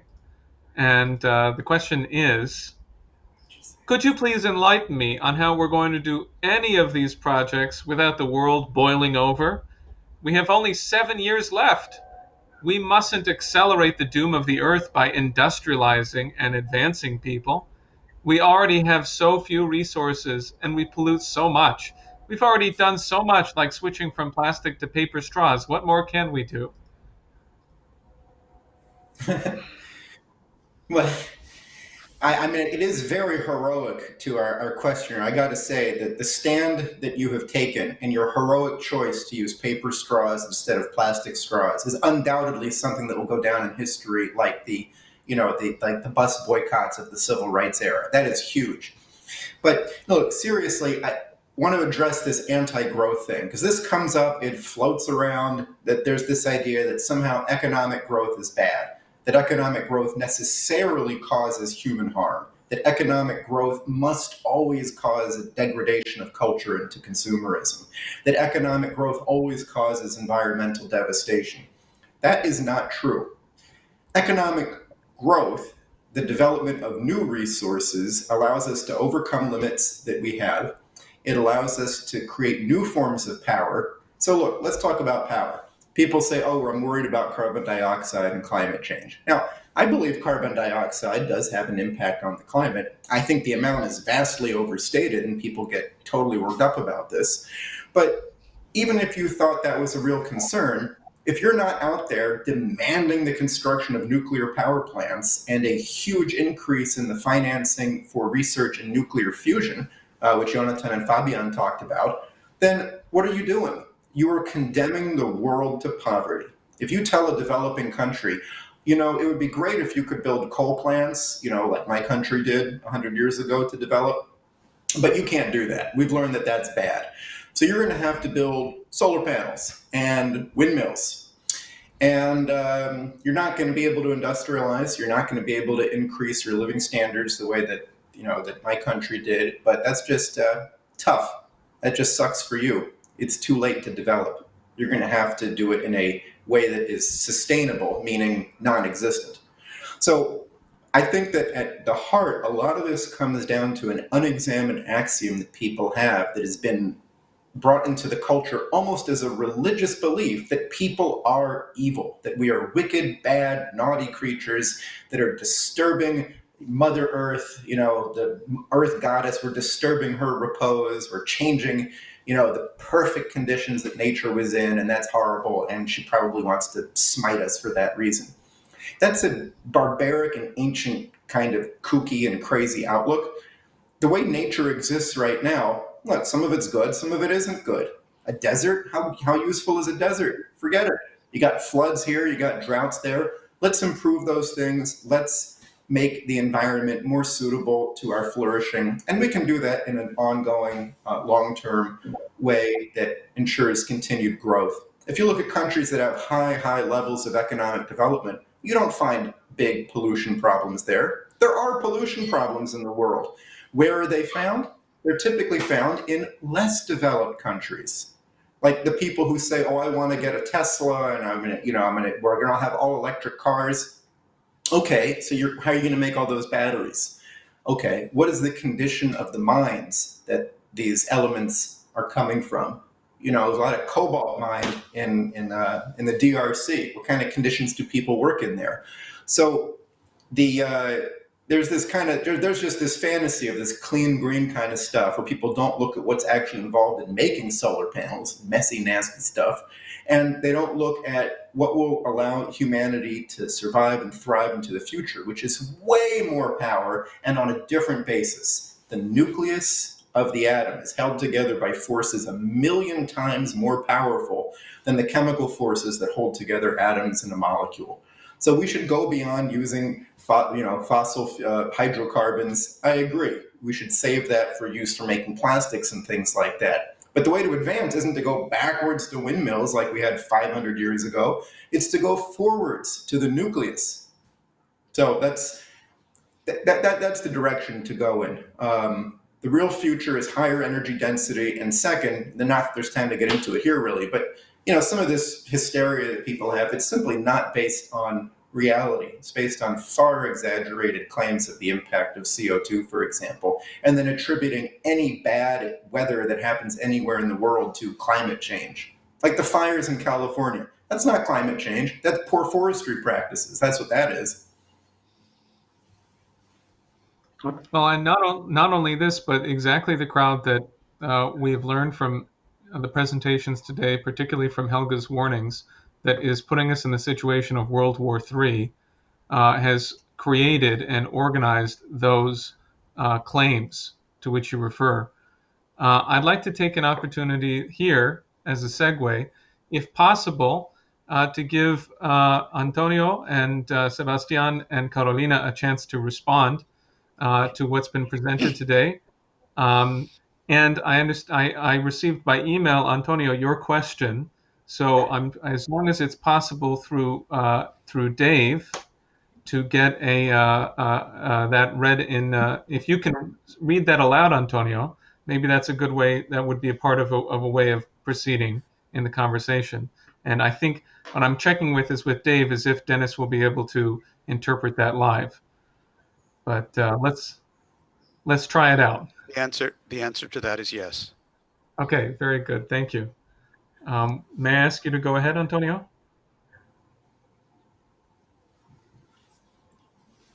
Sí, claro. Bueno, Sure. buenas tardes a todos. Good afternoon to all of you. Voy a leer la pregunta, tal como la escribí. I'm going to read the question just as I wrote it. En varias oportunidades se ha mencionado que la oligarquía ha detenido los intentos de realizar estos grandes proyectos de desarrollo. Good afternoon. Various times it has been mentioned that the oligarchy has blocked the attempts to carry out these great development projects. Y también ha detenido o ha impedido el establecimiento de un nuevo paradigma económico, político y financiero internacional. And the establishment also has stopped the creation of a new international economic, political, and financial paradigm. ¿Pueden explicar a las personas que nos escuchan por primera vez por qué la oligarquía ha tenido esta orientación y mencionar algunos ejemplos de cómo la oligarquía ha intervenido y así dar como una mayor comprensión a las personas? To give people a better understanding, can you explain to people who are listening to us for the first time why the oligarchy has had this orientation, and give some examples of the oligarchy's intervention so that people have a better sense of how this works? May I suggest that... yeah, please go ahead, Helga. Excuse me. You go ahead. Oh, I was just going to suggest that you please take it up first, and then perhaps we can hear from Sebastian and Carolina. Well, it is really the basic conflict between a republican system and an oligarchical system. Lynn wrote a beautiful article many years ago, The Secrets Only Known to the Inner Elites, which I recommend you all reading. But also Friedrich Schiller wrote a very important piece called The Laws of Lykurg and Essence and Solon. He contrasted the city-state of Athens with the oligarchical model of Sparta. Basically, the empire idea of the oligarchy has always, in all empires which existed so far, the Persian Empire, the Roman Empire, the Byzantine Empire, the Venetian Empire, the Dutch, Anglo-Dutch Empire, the British Empire, they always had the idea that man is like cattle, that it's only the nobility or the money elite which has the right to have privileges, and that the mass of the population are really like animals which you can cull, reduce if there are too many. For example, Schiller describes that in the city state of Sparta, when there were helots, this was the Sparta form of slaves, when there were too many, the youth of the elite could go into the woods and just shoot them for fun. That was the same conception with the slaves in the Roman Empire. And that's the same attitude organizations like the Club of Rome have when they're saying there is a population bomb in the developing countries. Let's just cull them. Let's use the four horsemen of the apocalypse: hunger, epidemics, war, and death, to reduce the population when they get too many. I think this is, you can absolutely prove that in history, whenever you had empires, that was the outlook. And until the 15th century, you had only empires. It was only through the emergence of the nation state, the sovereign nation state, the birth of which was a very, very difficult process, because you had the Roman Empire, the papacy, and it took many, many steps for sovereignty to really fight its way through. I wrote once a lengthy article about that, which I recommend, because the nation state is normally blamed to have been the cause of world wars, but that's not true. The First World War was a war between empires, not among nation states. The nation state, as it emerged in the 15th century, in the form of the France with Louis XI, and slowly also through the writings of Nicholas of Cusa, the concordance, the Catholic concordance. These were the first time that the idea that there must be the consent of the governed to make a government legitimate. So in a certain sense, it was only when the idea that the government was for the common good, that it was the purpose of government to protect the common good, which slowly emerged in the 15th century. And in the last 600 years, you had a battle between the oligarchical system and the nation system. And this battle is not decided. I mean, the whole battle around the United States, which was founded as the first truly sovereign nation state with a constitution which says explicitly that the purpose of government is the common good, not only of the present generation, but of future generations. That was hated by the British Empire, because when the American colony declared independence, they went literally crazy. George III, the king at that time, lost his marbles because he could not cope with the loss of that colony. And they tried, absolutely desperate, to reconquer America into the British Empire. And when they realized that it was no longer possible through wars, which they tried in 1812 in the Civil War, they tried to subvert the establishment of the United States to adopt the model of the British Empire. And that is what we are seeing right now with this unipolar world conception. So the oligarchy, they're like a slime mold. You have families, you have clubs, you have clans. And first it was the kings and the high nobility. Now it's more and more the money nobility. I mean, the bankers and the central bankers and the people who own the reinsurance companies. And they're trying to protect their privileges. And since they want to make a lot of money, 25% a year or more, they do not want to invest in infrastructure, because infrastructure, if at all, brings very little profit. And therefore, they really try to go more into the money makes money. And to give you examples, there are many. If you look at, for example, how many big projects, dams, water management projects, railways, irrigation projects, and many of such things were blocked in the past by the World Wildlife Fund, by other environmental organizations, by NGOs, which really were financed by the hedge funds. Why? Because all of a sudden somebody says, oh, there is a snail or some spider or some rare fly, and that is so much more important than the life of millions of people. So we cannot build this bridge, we cannot build this railway. And that is how they prevented this from happening in the past. And this is why, the reason why they are so freaked out about China is because China, after it completed its own development in the last 40 years making a gigantic economic miracle, they are now offering that method of development to the developing countries. And it's really the first time that that even exists, because the IMF, the United States, Europe, they could have developed or helped Africa and Latin America to develop, but they did not, because they were involved in these Malthusian oligarchical institutions. So the motives are both racism, deep-seated racism, but also the idea that the privileges belong only to a very small percentage. And, you know, it's the same thing like what Kissinger said in this famous NSM 200.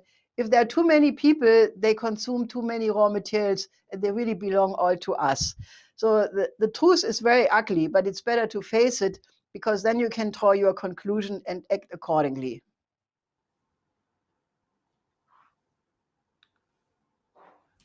Carolina, Sebastian, would you like to make any comments?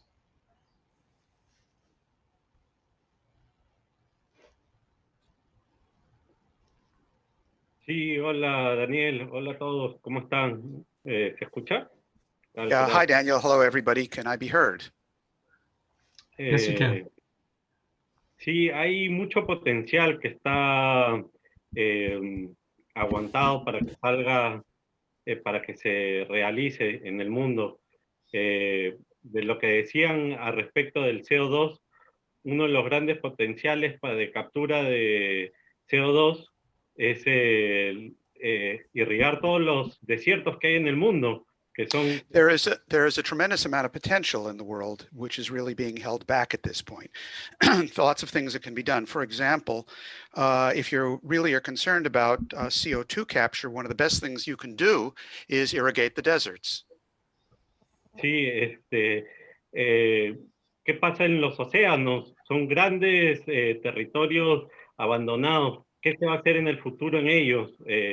Hay mucho potencial para aplicar la creatividad del universo en el planeta, ¿no? For example, the oceans are huge areas which are currently virtually abandoned. What could be done in the future there to help develop the creativity of mankind throughout the entire universe? Y el otro día estaba con unos jóvenes en Colombia y conversábamos cómo unir a los países. Es algo que no permite la oligarquía y hay muchos proyectos conjuntos que se pueden desarrollar. Eso es una cosa importante. In the last couple of days, we were speaking to a group of youth in Colombia, and we were talking about how we can unite our countries. And the point is, the oligarchy really doesn't want that kind of unity to occur. These kinds of great development projects is one of the ways that such unity can be brought about. Y hay que despertar esa chispa en los jóvenes para que piensen en grande y no en pequeño, ¿no? Y unir nuestras sociedades. And we have to spark that idea in youth so that they think in big terms, large terms, don't think in small terms. Eso, muchas gracias. That's it. Thank you very much. Thank you.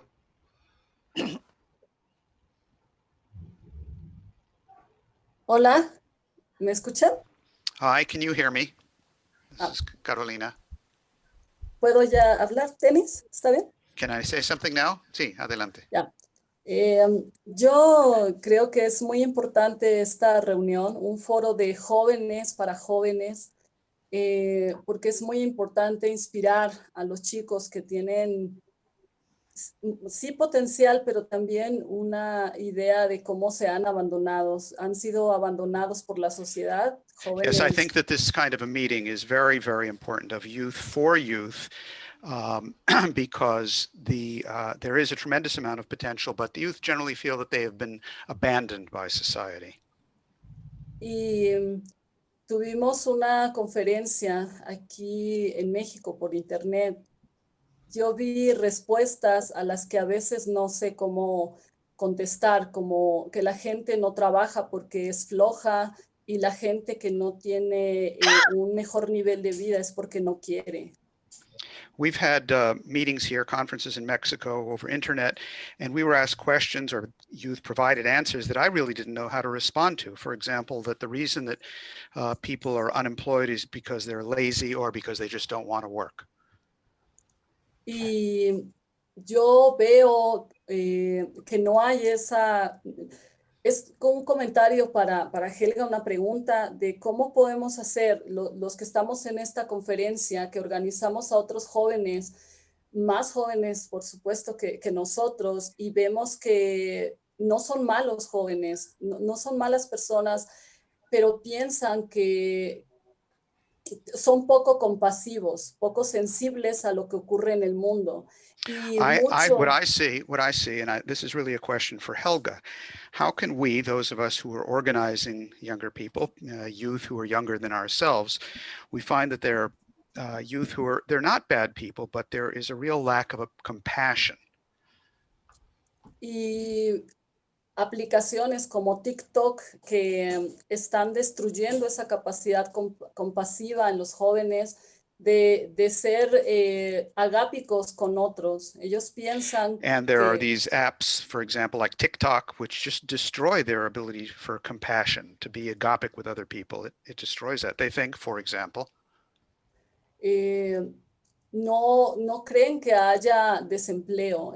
Es estúpido ese, pero no creen que hay desempleo y tampoco les interesa cambiar la historia. Porque they no se just ven don't así. believe, for example, that there's no unemployment. It sounds stupid, but they just think that. And so that's how they look at the world.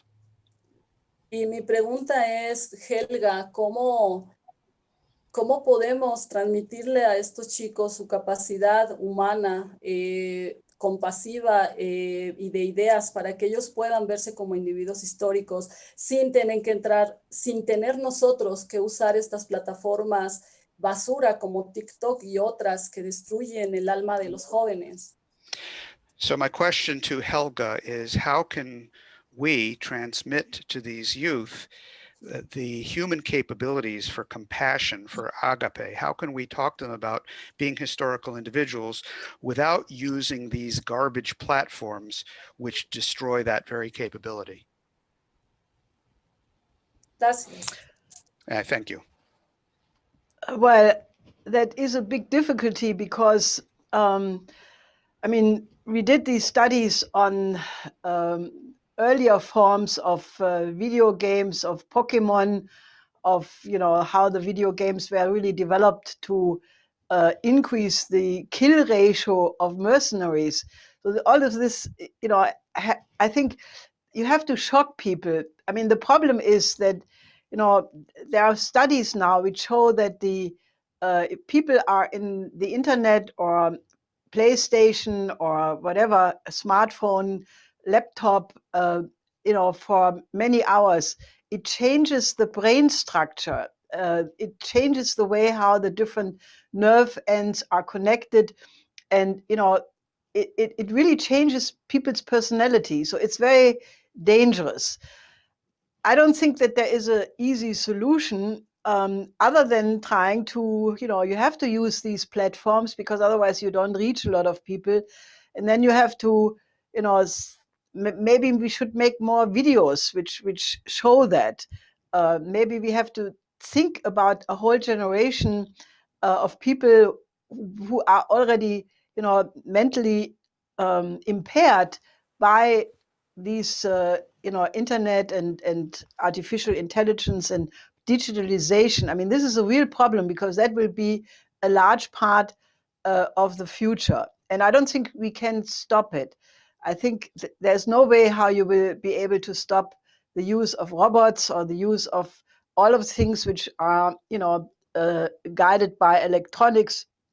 So one has to find a different approach. And what comes to mind is a discussion I had with Kraft Erika, who, as you know, had this idea that mankind will absolutely change its identity with future technologies. And the one example he gave, and since the question of the mentality was mentioned in the earlier panel, he had this example that the identity of people changes totally from generation to generation.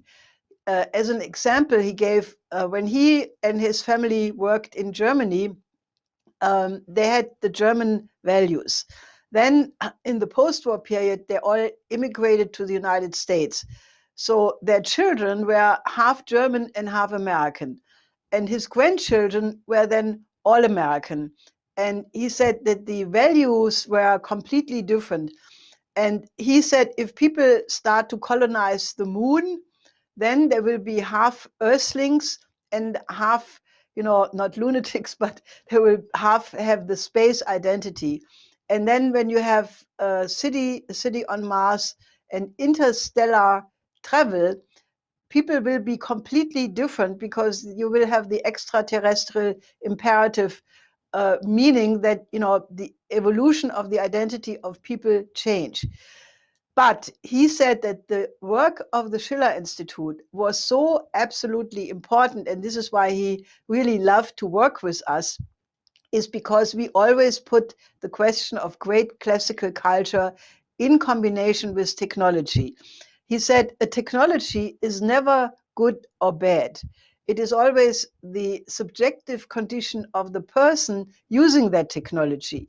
So I think we have to, on the one side, polemicize against these neurological damages which are done by exaggerated video consumption, video games and similar things. The video games, by the way, they have become so absolutely incredible. It's like an autistic self-brainwashing when people do that. So we have to make probably more videos and short pedagogicals showing that. But at the same time, I think there is no way how we can save the emotions of people, the aesthetical education through classical art. I think that is more important than ever. And Kraft Erika said, you have to combine the aesthetical education with the technological progress, because otherwise you get these deformed personalities, which is what we see already right now. So I think that, it's a big challenge, but I don't think there is a shortcut. And that's why the work with choruses, with poetry, all of these things are absolutely existential. Thank you very much, Helga.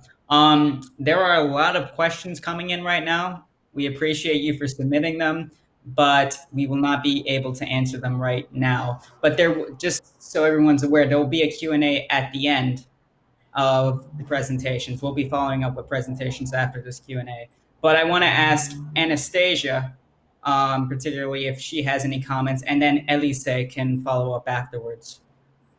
And pardon me, Kynan, we have to thank our friend Jason Ross for joining us because he has another engagement he has to proceed to. So thank you, Jason. Thank you. Jason.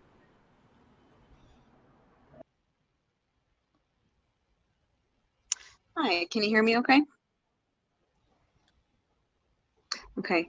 Yeah, I was just thinking about going from the first panel into this one and some of the questions that were asked. I'm remembering something that Lynn would talk about, that, cynicism or your view of mankind really does affect what you think is possible or even what can be possible. Because Lynn, he was thrown in prison, he was attacked, members of our organization were also thrown in jail. But look at all of the things that we were able to accomplish, all of the things that we were able to do despite that. Now imagine if we were to exonerate LaRouche, how much of an explosion we would have right now of these ideas. And I know that kind of similar to what was being brought up in Mexico, some of the contacts, some younger people that we talk to, the biggest fear is, can we actually do it? That's always a fear that comes up, which prevents people from taking the necessary action, because it means taking a risk. It means, putting yourself on the line. to make those things happen. But I think we really are at a precious moment when the whole system that we thought was secure is now broken down, and we can really take over right now. And I think right now is that time to take that risk. So that's what I wanted to close with. It's time for big ideas. Thank you. Elise, do you have anything to say?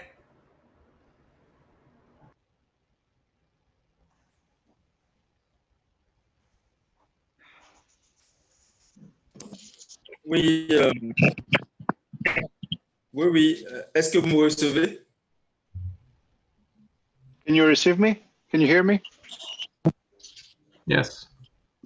Ok, super. Okay, super. Ouais, super. Donc, il était quand même important que j'intervienne quand même. Et comme je le disais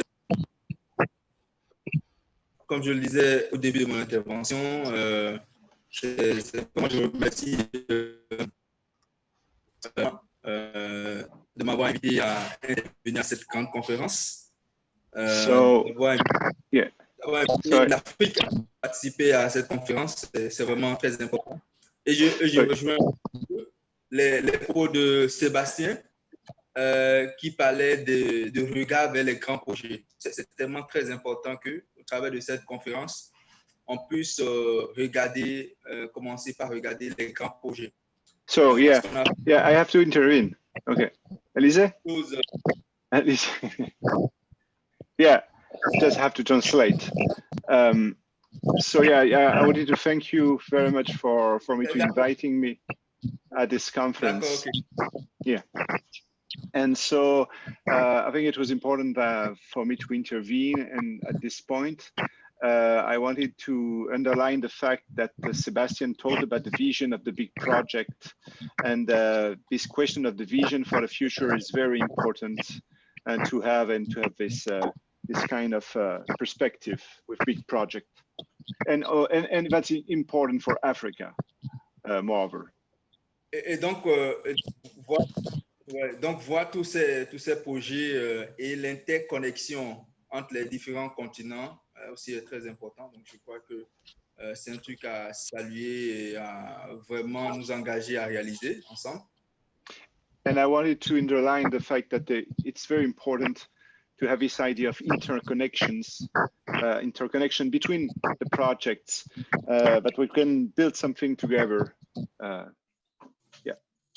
Donc, merci à l'Institut Schiller de nous permettre de rentrer dans cette dynamique globale, de nous aider à penser grand, penser global. J'avoue que quand j'ai pris connaissance de tous les projets, je me suis dit, mais comment est-ce qu'on fait ça? Parce que c'est tellement gigantesque. Yeah, so I wanted to thank the Schiller Institute to defend this kind of project, this global overview. And I have to admit that when I saw for the first time all the projects that they were defending, I was saying, but how is it possible to create such big project? It's so huge, you know. Donc, je finissais avec ça. Et merci beaucoup d'avoir invité l'Afrique et la jeunesse africaine surtout. So I wanted to conclude with that, and I wanted to thank you for inviting Africa, the youth of Africa. Thank you very much.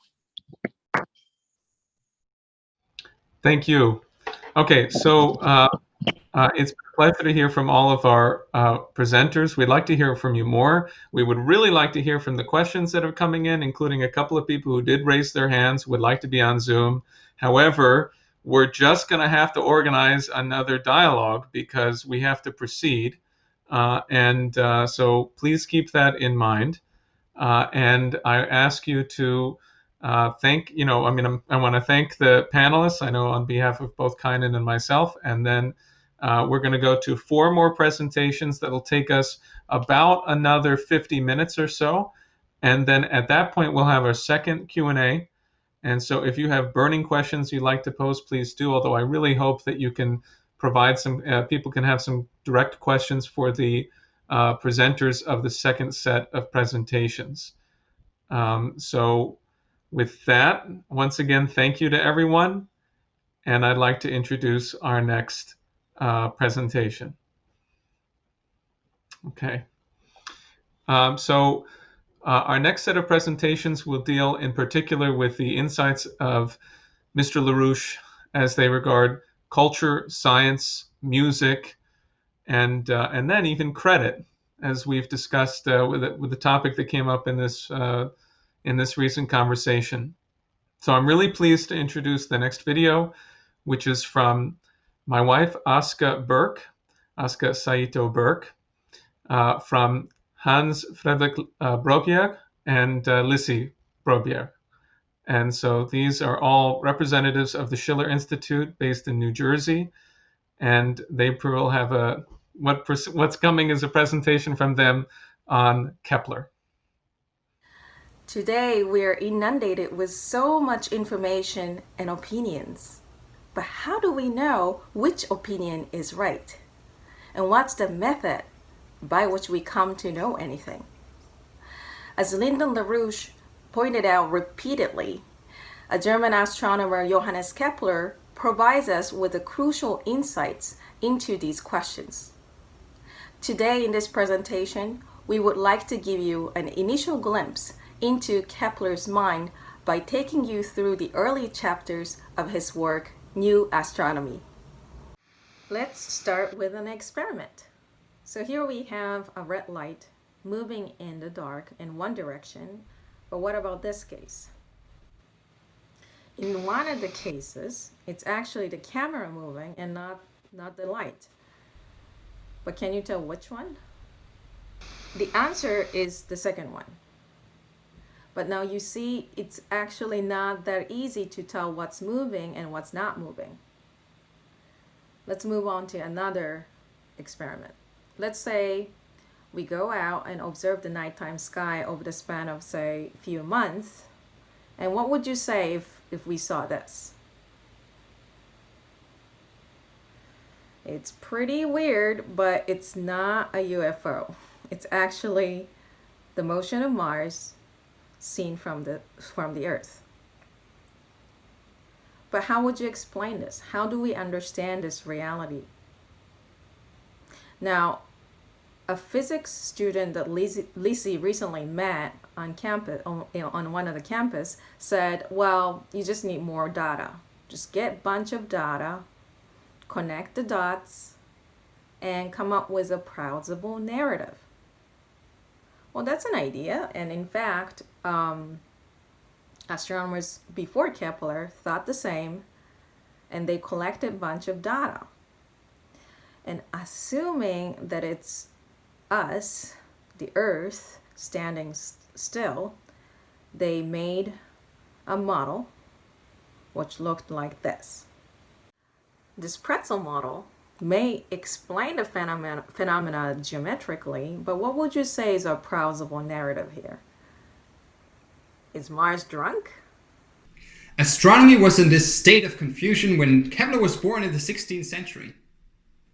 In fact, all astronomical hypotheses had been of the same geometrical nature for 1500 long years. The Venetian Empire was plunging Europe into religious wars. But Kepler uniquely understood the common cause behind the wars and the stagnation in astronomy: a belief in sense certainty. The oligarchs of the day had suppressed the ability of the mind to understand reality as something that lies beyond the senses, to understand that what the senses perceive is the mere shadow of reality. The motive for the philosophical reductionists' systematic denial of the human individual's access to that reality of cause-effect which lies beyond the domain of mere sense perception was the intent of the rulers of society to make virtual slaves of their subjects by denying those subjects access to secure knowledge of those creative powers of the human individual mind, which set the human species above all other species. It was not just your money that was stolen from you. It was knowledge about the reality that lies beyond mere sense perception. It was your human mind. In fact, during this period, Venetian oligarch Paolo Sarpi was scheming to destroy the creative spirit of the 15th century Florentine Renaissance. And he was plunging Europe into the 30 Years' War starting in 1618. Paolo Sarpi was reducing the concept of science to that of pure experience. Knowledge attained through experience is of higher certainty than knowledge attained through reason. Reason will never be able to measure up to experience. It was this type of thinking that led Kepler's predecessors to assume as bottom line truths that 1. All motion is composed of perfect circularity, and 2. A point exists for each planet around which such movement is perfectly regular. It was under these circumstances that Kepler intervened. To Kepler, the world had to be grasped not through the mere collection of data and observations, but to him, reality would lie in between the paradoxes that nature playfully presents to us in a universe that God has made knowable to man, and which is arranged so that these phenomena may puzzle man into looking for causes. For this theater of the world is so ordered that there exist in it suitable signs by which human minds, likenesses of God, are not only invited to study the divine works, from which they may evaluate the founder's goodness, but also are assisted in inquiring more deeply. A marriage between the mortal senses and the mind would serve to organize those visual appearances to find the reality causing those sensual deceptions. Let's take a look at how Kepler's mind organized the sensory experience to discover the physical nature of the solar system.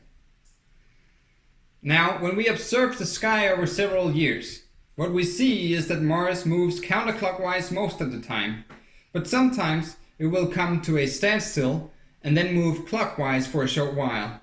Then the planet will stop and start moving counterclockwise once again. The hypothesis of Mars and the Earth moving on circles around the Sun might explain this. This illustration shows how Mars appears to move counterclockwise over 5 days. Here, Mars appears to barely move for 5 days.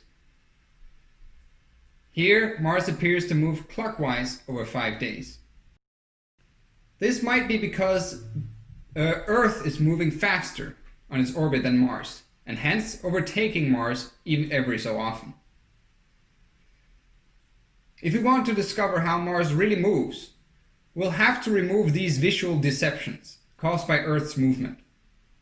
There is only one way we can do this without having to assume something about Mars's orbit, and that is by observing Mars when it appears exactly in the opposite direction of the Sun in the sky. Do you see how such observations will enable you to look at Mars as if observing Mars from the Sun? This happens approximately every 780th Earth day. This is more than 2 years of Earth years and a little more than 1 Mars year. Here's the motion from the first to the second opposition. What you see is that Earth revolves around its orbit a little more than 2 times, and Mars revolves around its orbit a little more than 1 time. And here it is from the second to the third opposition. Something that might appear comparable had been done before, but Kepler's approach was fundamentally different to that of his predecessors. Regardless of whether they assumed the Earth or the Sun as standing still, Kepler's predecessors didn't use the apparent Sun, that is, the big yellow ball in the sky, for oppositions, but used instead an empty mathematical point close to it, which represented the center of the orbit of the Earth. One immediate consequence of Kepler's different approach was that he used instead the actual physical sun. As we will exemplify in the following, opposition cannot actually be observed from Earth. In fact, oppositions never actually happen. They cannot be observed at all. This is because the Earth and Mars do not move on the same plane.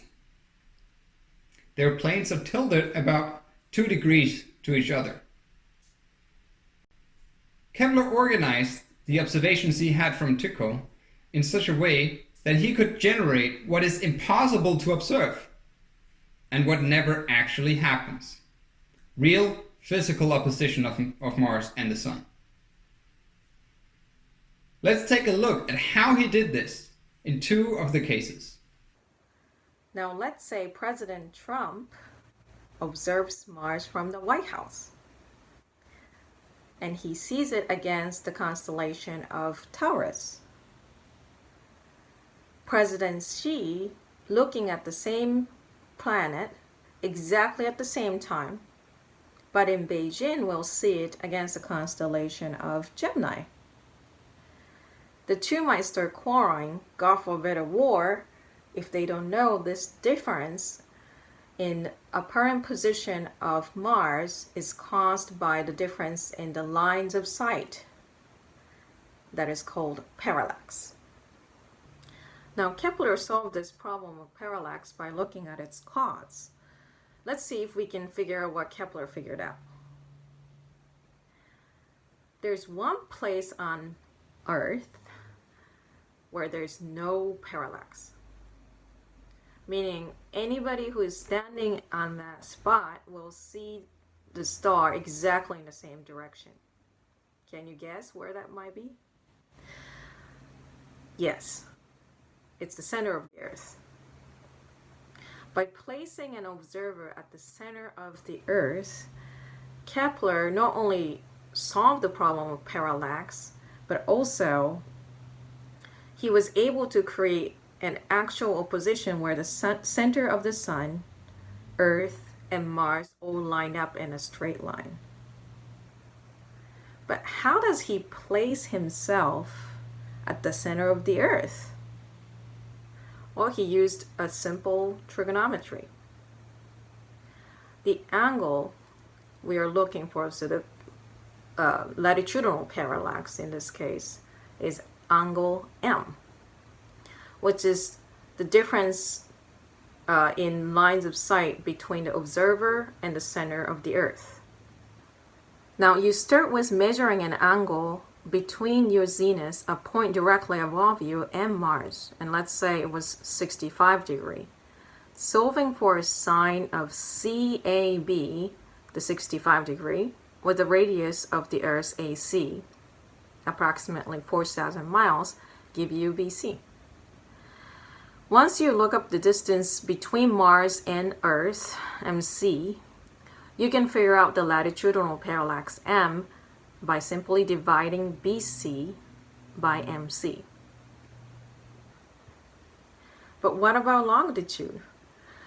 If you look at the whole thing from the standpoint of North Pole, you can see that the President Trump have to be moved to the center of the Earth longitudinally also. Kepler uses exactly the same calculation for the longitudinal parallax as well. So, we succeeded in placing ourselves at the center of the Earth. Now, as Hans mentioned, Mars is never in a complete opposition with the Earth with respect to latitude. So here we have the plane of Mars and the ecliptic. The ecliptic is the plane of the Earth. And the node, or the nodes, are the points of intersection between the two planes. So the way that the ancients deal with this was that they merely took the distance from the node to Mars and projected it down on the ecliptic. Now, this position for Mars on the ecliptic will not be the actual moment of opposition, and when using that method, the position of Mars on the ecliptic will be further from the node than it should have been. How then do we project Mars down on the ecliptic without altering its longitudinal position? Well, Kepler ended up suggesting, for the sake of convenience, to project it down with a 90-degree angle to the ecliptic, but indicated that the right way to do it is to project it down with a 90-degree angle from the plane of Mars. Now, what happens if we do that on a plane triangle? The resultant positions of Mars would be very different. And in one case, namely when taking a 90-degree angle from Mars down to the ecliptic, the length from the node to the position of Mars on the ecliptic would be longer than when copying the length as the ancients did. But Kepler had an idea of the spherical shape of space, and therefore he knew that he would project Mars down to the ecliptic on a spherical surface. Now, here you have two images which represent the same, where you have the plane of Mars and the ecliptic, and the red lines represent the latitudinal lengths perpendicular to the plane of Mars, and then you have blue latitudinal lines which are perpendicular to the ecliptic. So on the sphere of Mars, we can move the latitudinal position of Mars without altering its longitudinal position. But it is also clear that if we use the latitudinal lines of the sphere of the Earth, it will yield a minimum difference. In reality, the inclination between the planes is slightly less than 2 degrees, and so the difference will be insignificant. Using the 12 observations from the true oppositions, Kepler now embarks on creating the most accurate model ever conceived, based on two self-evident assumptions of his predecessors, namely that the only circular and uniform kind of action can explain what Mars is doing.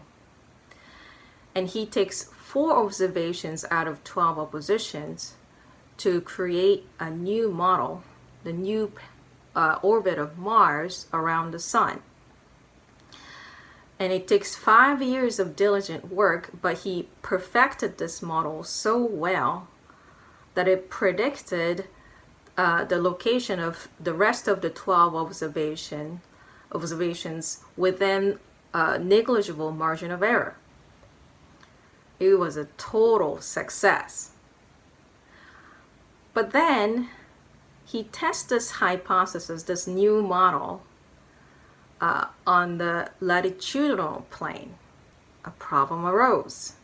Kepler used the same data for the latitude, but it resulted in a different model, which deviated from the longitudinal model by 8 minutes, or 13% of a degree. Longitudinal and latitudinal models, the two perfect models, were irreconcilable, as the culprit behind this discrepancy, however small, could not have been the data, as Kepler had taken such pains to ensure. Thus, the very assumption upon this hypothesis depended had been indicted. What does this mean? Was it the data that made the model break down? Or was it some logical, self-evident step Kepler went through? Maybe it was something more fundamental. As we have seen, Kepler did not believe in mathematical models that could explain the real world. He knew that something physical had caused the movements of the planets, rather than a mathematical shape or perfect regularity. Hence, he already knew that his perfect model was wrong before he proved it to be so. It wasn't the data that revealed the fallacy of the model. It was the way Kepler used his mind to organize that data, such that it would shatter the edifice of false assumptions in order to open up the way for him and his readers to that reality of which the data is a mere shadow. By making us know what we do not know, he enables us to start asking the right questions. If juxtaposing the latitudinal dimension had not made the model break down, Kepler would have sought out another dimension or approach that would have made it break down. How do we know? Because Kepler understood how to tell lady truth from a prostitute's maidservant, even if the former followed every step of the latter. Hence, had the falsity of the hypothesis been imperceptible, Kepler would find a way to organize the senses such as to make it perceptible. None of his predecessors or contemporaries thought like that. This is why none other than Kepler was the founder of a new astronomy. When experience seems to teach something different to those who pay careful attention, namely, that the planets deviate from a simple circular path, it gives rise to a powerful sense of wonder, which at length drives people to look into causes. That sense of wonder about that which lies beyond what you see is the beginning of a physical science and even of knowledge itself. Kepler's wonder is a clue to grasp how civilization came about. Animals don't wonder, and animals don't have civilization since they're limited to sense experience. Kepler's imagination enabled him to place himself outside his specific time and location. The starry sky was his theater, and he was not confined to the mere character of an earthling, but he was a compassionate organizer of an audience of a play whose imagination is thereby induced to the effect of the reality of the play being revealed to them. Just like an attentive member of the audience whose imagination is awoken to perceive himself present in far-away countries, in times long past with different customs, to be present in the minds of kings during decisive moments of historic character. Kepler awakens our imagination to the effect that we don't perceive ourselves as mere earthlings, that we realize that our mind is not confined to our current time and place, although our physical bodies may be presently. Our mind travels with Kepler to the center of the earth, to Mars and to the sun, to moments that never took place and never will, but that our mind can visit. Kepler's method lies in his acting as a living principle of compassion, his ability not only to situate himself outside his person or outside time and space in the solar system, but to take us with him in his travels so that the reality of the intricate play of the planets may be revealed to us.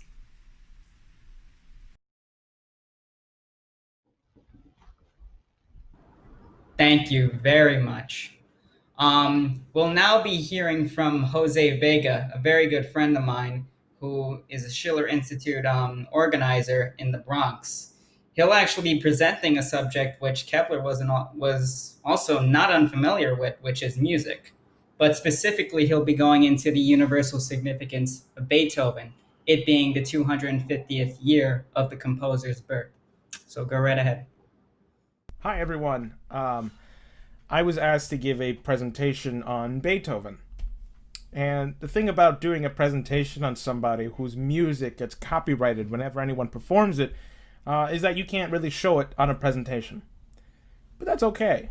And in fact, I think it might even work in my favor, because I'm going to set to prove something to you. The thing about Beethoven is that in 1799, he starts realizing that there's something going on with his hearing. It's looking like he might be deaf. So 1799, 1800, he's trying to figure this whole thing out.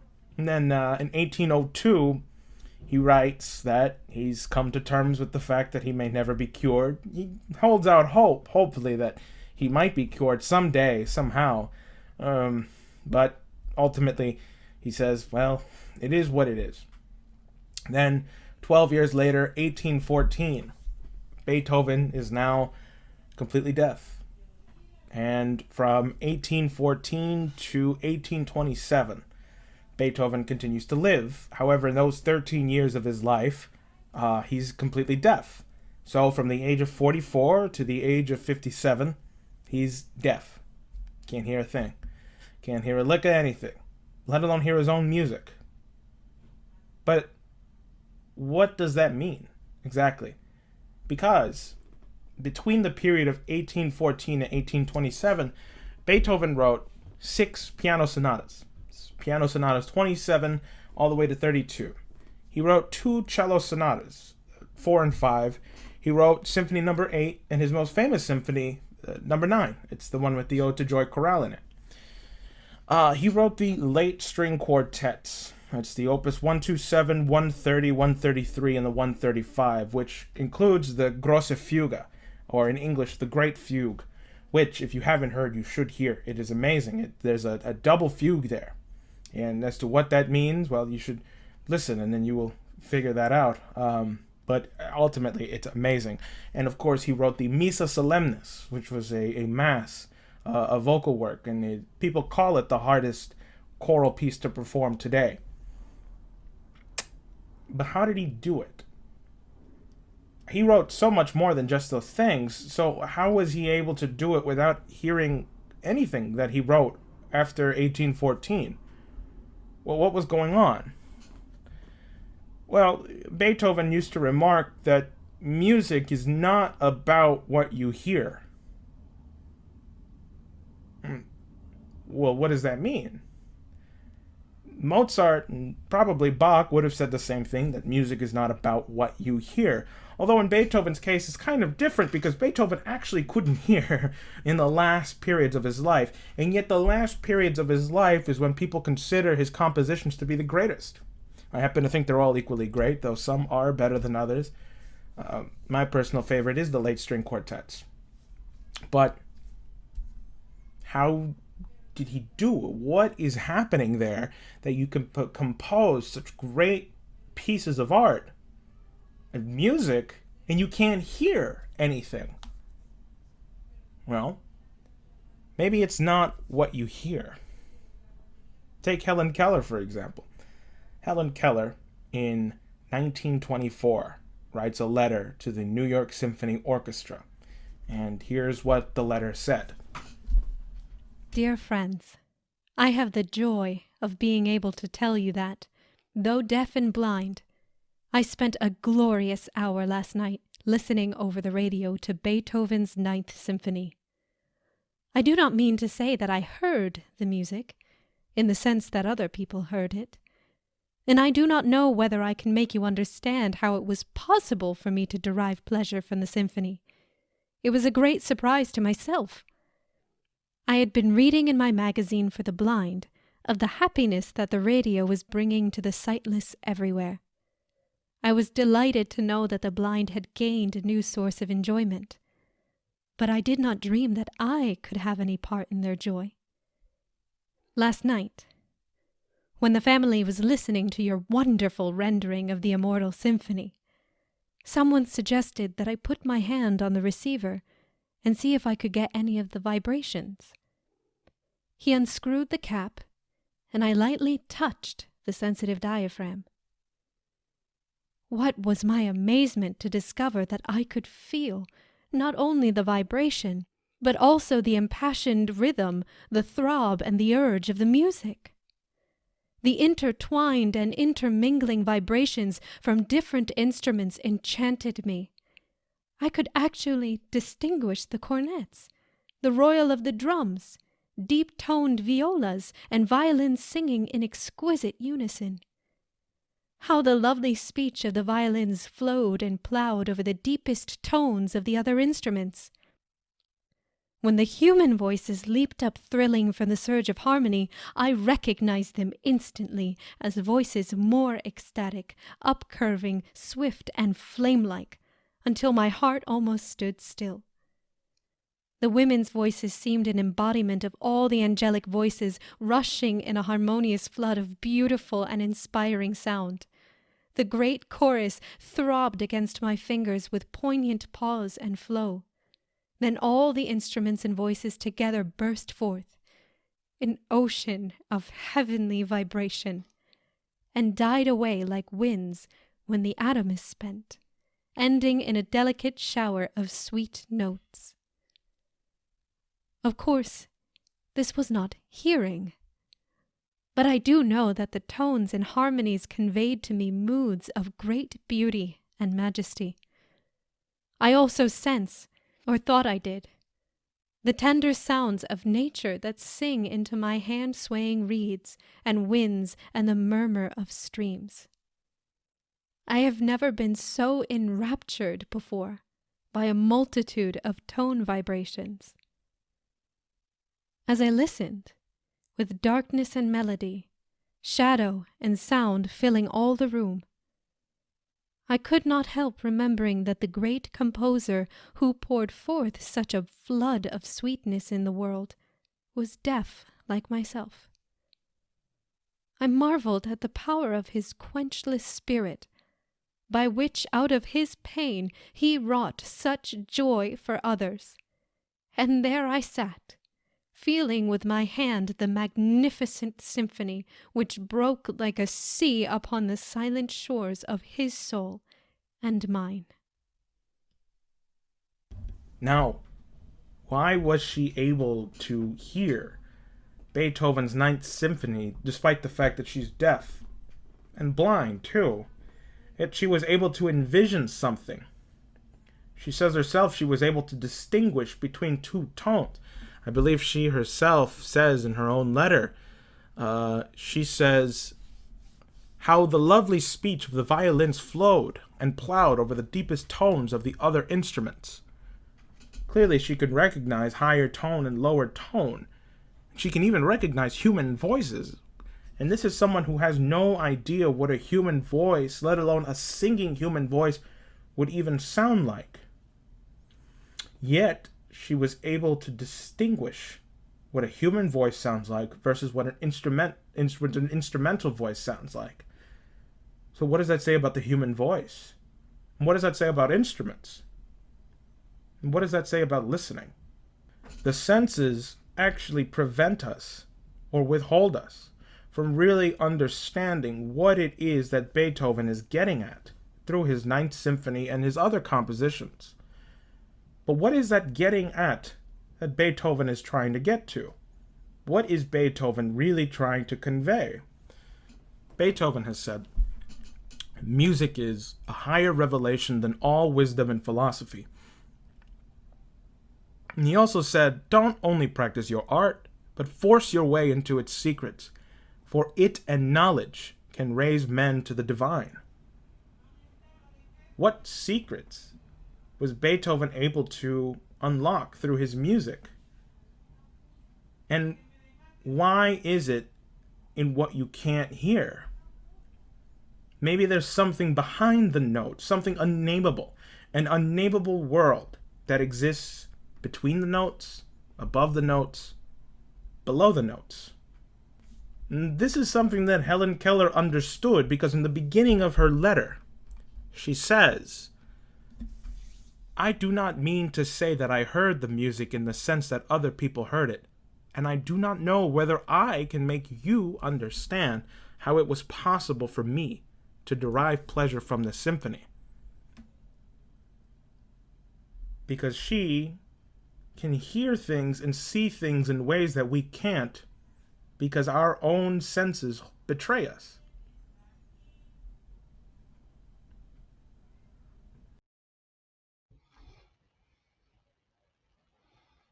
What a great presentation. That was a lot of fun. Well, I'm really happy to introduce the next presentation, which is from Shirin Sultan in France. She's in Paris.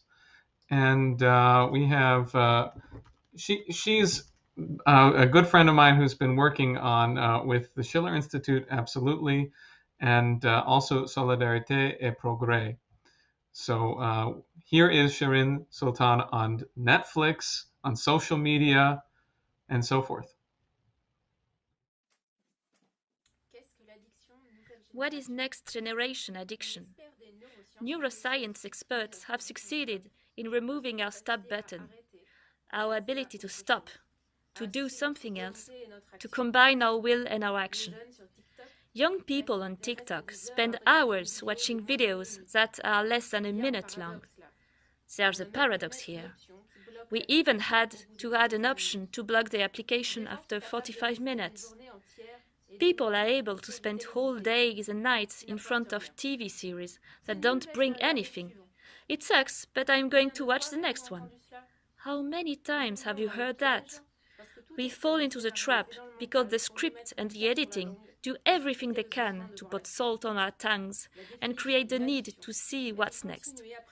The definition of an addiction is to continue to practice an activity, to consume a product, to the point where we no longer feel pleasure when we consume it, but suffering when we cease to consume it. The feeling of cultural suffering comes from our inability to regain control over ourselves. It is expressed by the victims of digital technology who recognize very well that they can no longer restrain themselves when they give in to the temptation to connect to a screen. We know it's not good for us, we know, but we do it anyway. Yes, we can see that we are less creative when we fall into this addiction, and that's exactly the purpose of the oligarchy. We'll see how consistent the digital giants are in using an anti-creative means for an anti-creative purpose. However, this was not invented with digital and screens. The ancient theatre already used this weakness to entertain the Romans. This is the meaning of the expression bread and circuses. It seems that moralizing is, in itself, useless. Because the stop button is no longer controlled by the will, which is the inner moral sense expressed by the "we know it is not good." The external moral pressure of a friend who advises us with compassion to turn off the screen will therefore also fail to be effective. However, sometimes to love one's neighbor is to give them a friendly kick in the ass. Do you know the story of Alypius, St. Augustine's friend? Having always refused to go and see gladiatorial fights, until the day when a group of friends dragged him, almost by force, to the circus. His hands, which were hiding his eyes in the hope of sparing him from this horror, were not enough to protect his soul. Looking upon this terrible spectacle, he mingled with the bloodthirsty crowd. His mind was incessantly brought back to the recollection of this circus, making it difficult to focus on his studies with St. Augustine. The day St. Augustine mocked the spectators by comparing them to slaves, when he had given up all hope of changing Alypius, the stop button started working again for the young man. In Alypius, reason eventually regained the upper hand, as he had previously had access to something else. For children, the level of autonomy and intellectual experience requires that their parents give them more enriching activities and leisure time, and regulate a legitimate time of entertainment for beings whose emotions are on a roller coaster and for whom a relaxation valve is needed. But after a certain age, the solution is different, more demanding and difficult to implement. The emotions of young adults may still be on a roller coaster, but their intellect is beginning to exceed the limits it had in childhood, and it no longer asks to be relaxed. It asks to be more and more developed and to be challenged.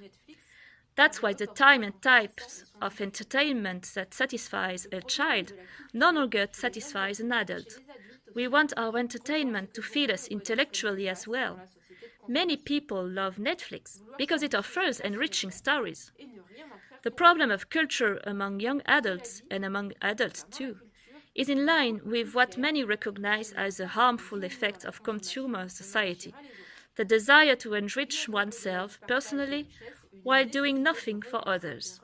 That said, when it comes to culture, it is much clearer that it is not by reducing consumption that we will enrich others. Beyond the sharing of wealth, there is therefore a need to relaunch and rethink cultural production. Indeed, what seems to be the intellectual paths of a culture are also traps, which capture many of those who claim to think out of the box by reading alternative authors and watching dissident channels. They do not question a way of thinking that is induced by both of these cultures, mass culture and dissident culture. I am talking about pessimism. We will come back to this, but we can already say that the alternative to Addiction 2.0 to restore the stop button is engagement. In your opinion, how much of the world's electricity consumption is used by the digital sectors? 10%. In terms of greenhouse gases, that's the equivalent of the aviation sector.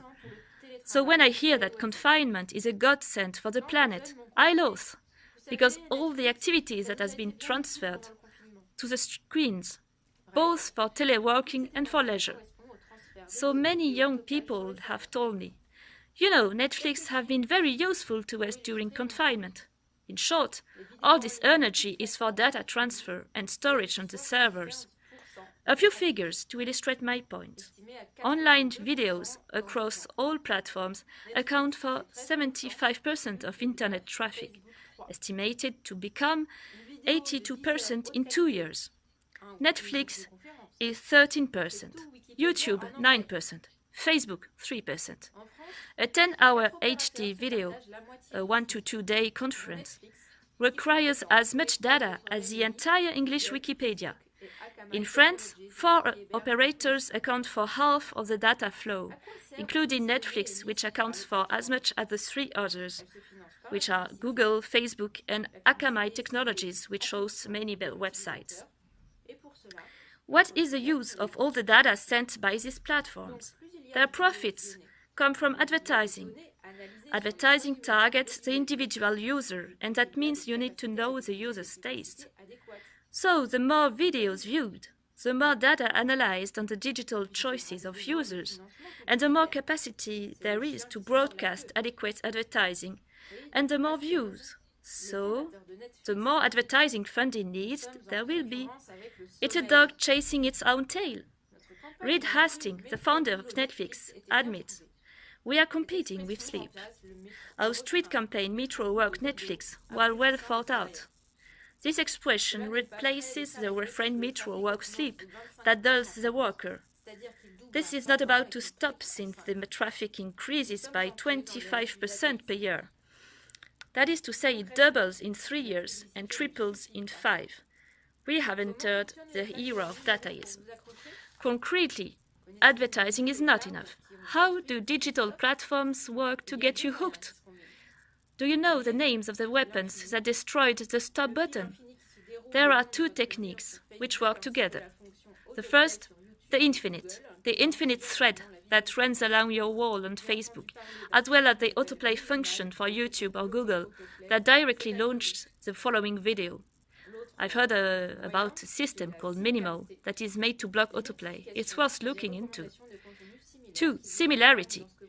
Notification and recommendation of similar content that locks you into what you already know and like, although calling them suggestions, make you think you're going to discover something new. Similar. This last word is important. It was taken from the anti-creative principles of John Locke's idea of contact, similarity, and cause and effect. Similarity combined with infinity is the key to the success of cybernetics. Have you ever heard the term cybernetics? It comes from the team of Norbert Wiener, the character to whom LaRouche gave his first fundamental rebuttal. I encourage you to study this story, which raises the question of human creativity with great scientific rigor. Simply put, Wiener sought to create a program that could predict human behavior in situations he calls non-linear. By non-linear, he means that, unlike repetitive mechanical systems, humans make decisions according to their free will. So far, so good. Therefore, in the case of free will, by definition, a choice must be made. In terms of communication, this choice corresponds to a lack of information. It must be translated into information in order to be able to make a prediction and must be verified by feedback. Wiener uses the argument of statistical gas theory, which leads to entropy. Entropy is equated with disorder, such as a lack of information. I'm sure I lost you because these notions are a bit abstract and complicated. So you are content with what you understand, that is, free will, a concept that was challenged in the middle of this 20th century, where our friend Wiener grew up. So you're happy because we have a system that recognizes free will and takes it into account in its predictions, and this from very high-level researchers. This is a pinnacle of democracy and progress. But wait a second. I'd like to make a point about free will. In cybernetics, free will is actually limited by the programmer, who integrates limited and pre-existing types of decisions into his analysis. How could it be otherwise? Eventually, you have to create a program. The program's output is then made by the theory of probability and statistics. Which decision is more likely to be chosen than another? In order to have ever more accurate results, the machine must integrate an increasing amount of data. And if there is an error, the programmer will judge that the data is insufficient. Once again, the dog is chasing its own tail. A type of underemployment has been created for this. The clickers, who have to correct the machine to help it learn better, in what is called deep learning. There are plenty of other digitally related underjobs, like order pickers or delivery people, which are depicted in movies like Ken Loach's Sorry, we missed you, and the irony that you can watch it in streaming or order it on Amazon. Coming back to the problem of data and quantity, one can imagine a reason why the Trump administration wants to ban TikTok and WeChat. Beyond the fear of espionage and interference, there is also all the fear of giving China access to a notion of data that would allow it to make breakthroughs in artificial intelligence. So, in your opinion, what are the goals of cybernetics? Cybernetics comes from the Greek word kubernetes, which means to govern. We've already talked many times about the commercial stakes. Selling products is nothing new. Another admitted aspect of Netflix, and quite easy to understand, is political, putting people to sleep, diverting their attention. Yet another aspect is social control. This includes surveillance, which doesn't worry everyone, like those who think, yes, but I have nothing to hide. Watch me, watch what I do. I resist, you must know that. I agree with this state of mind, and I support it. But beware, because social control means more than surveillance. It is also orientation, the act of inducing people to think a certain way. Just like in advertising, they don't just want to know what you like and monitor your tastes to sell you what you like, but they're also going to predict what you will like before you know it yourself. Exactly as with mass culture, they don't just want to know which TV series will keep you glued to the screen and distract you from resistance and political action, but they're also going to convince you of certain opinions before you can formulate them and without giving you the opportunity to understand how you will have arrived at that sort of conclusion. What is the oligarchy's favorite target for inducing us to think a certain way? Destroying optimism, because it is your vision of the world that determines whether you are driven to take action. And above all, at what level can we intervene? On causes or effects? Yes, the consequences of the pandemic are catastrophic. Yes, man destroys and does harm. Yes, the effects are bad. Yes, we must act on the consequences to reduce the negative effects. But is this a level at which we can act sustainably? Act if you have the physical and moral energy to do so in the humanitarian and social fields. Yes, 3 times yes. But imagine that one day you will feel frustrated because your actions, even if they are multiplied tenfold by the commitment of several people, will never be enough to stop the machine of destruction, and your energy will no longer be enough. Instead, focus on the causes and don't give up. This is the mission Lyndon LaRouche gave us. Act on this level. 3,000 times yes. As my Keplerian friends showed earlier, the true role of science is to understand the causes of the phenomena of our universe. And from this point of view, because of Norbert Wiener, the neurosciences are anti-scientific, because they seek to interpret human phenomena by observing it electrically and translating it into digital language. Is this how creativity works? Kepler did something unimaginable at his time. He proved that planetary motion is not a circular orbit, despite the circle being the perfect shape, and that the heavens must be perfect because they were created by God. He revolutionized science, and this from a very small number of measurements. 3 measures give a circle. Any set of 3 measures gives each a different circle. It took only 1/4 measurements from a different circle to prove that the motion produced by the planet can absolutely not be a circle. Otherwise, it would be constantly changing circle. Brahe could see that his data could not be simplified in one system or another among the existing hypotheses. He was forced to tinker to hide the apparent anomalies. But in fact, the anomalies were not anomalies. It was a way of thinking that was an anomaly. Once the true path of the planet was understood, the anomalies became very coherent. It is the spirit of hypothesis that allows a human being to have an approach, an intention in taking data, and to sort through existing measurements. This allows him to save calculation time and to achieve a crucial demonstration. A computer is devoid of this capacity.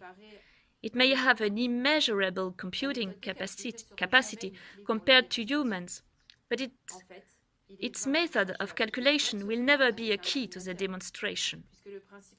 In fact, it is futile to try to prove anything with a computer, since the very principle of demonstration is a search for truth. Do you think that a computer has the slightest idea of what a truth is? Does it have the idea of an idea?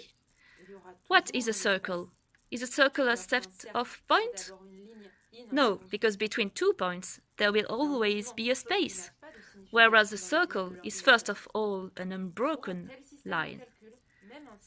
It is a movement, something that has no meaning in the world of the computer. For such a system of calculation, even a circle doesn't mean anything. All that makes sense are points defined by coordinates. By extension, the human mind will never be understandable by a machine. This is a strategy to flank the digital giants like Apple, Amazon, Google, and the others, whose aim is to divert us from creativity. Creativity is incompatible with statistical and probabilistic systems. This is how LaRouche refutes Wiener. In the period of 1948 to 1952, while studying mathematical biophysics, LaRouche noted paradoxes in models of living processes. I quote him in his autobiography: "The living process continues to function beyond the point at which ordinary mathematical analysis ceases to be able to follow development." Thus, I reasoned, there must be a higher order of function, in which ordinary mathematical functions are special cases. From his works, LaRouche concludes the following: "The fact that I understood Wiener's error is the key to my discoveries in economics and consequently to everything that has made me influential internationally."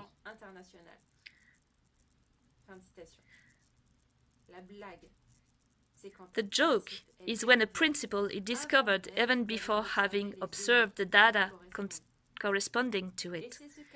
And this is what Einstein did with general relativity. He hypothesized a phenomenon that could be observed only a century later with gravitational waves. The machine could never have achieved this. The other joke. Do you know by whom the first calculating machine was imagined? By Kepler and his friends.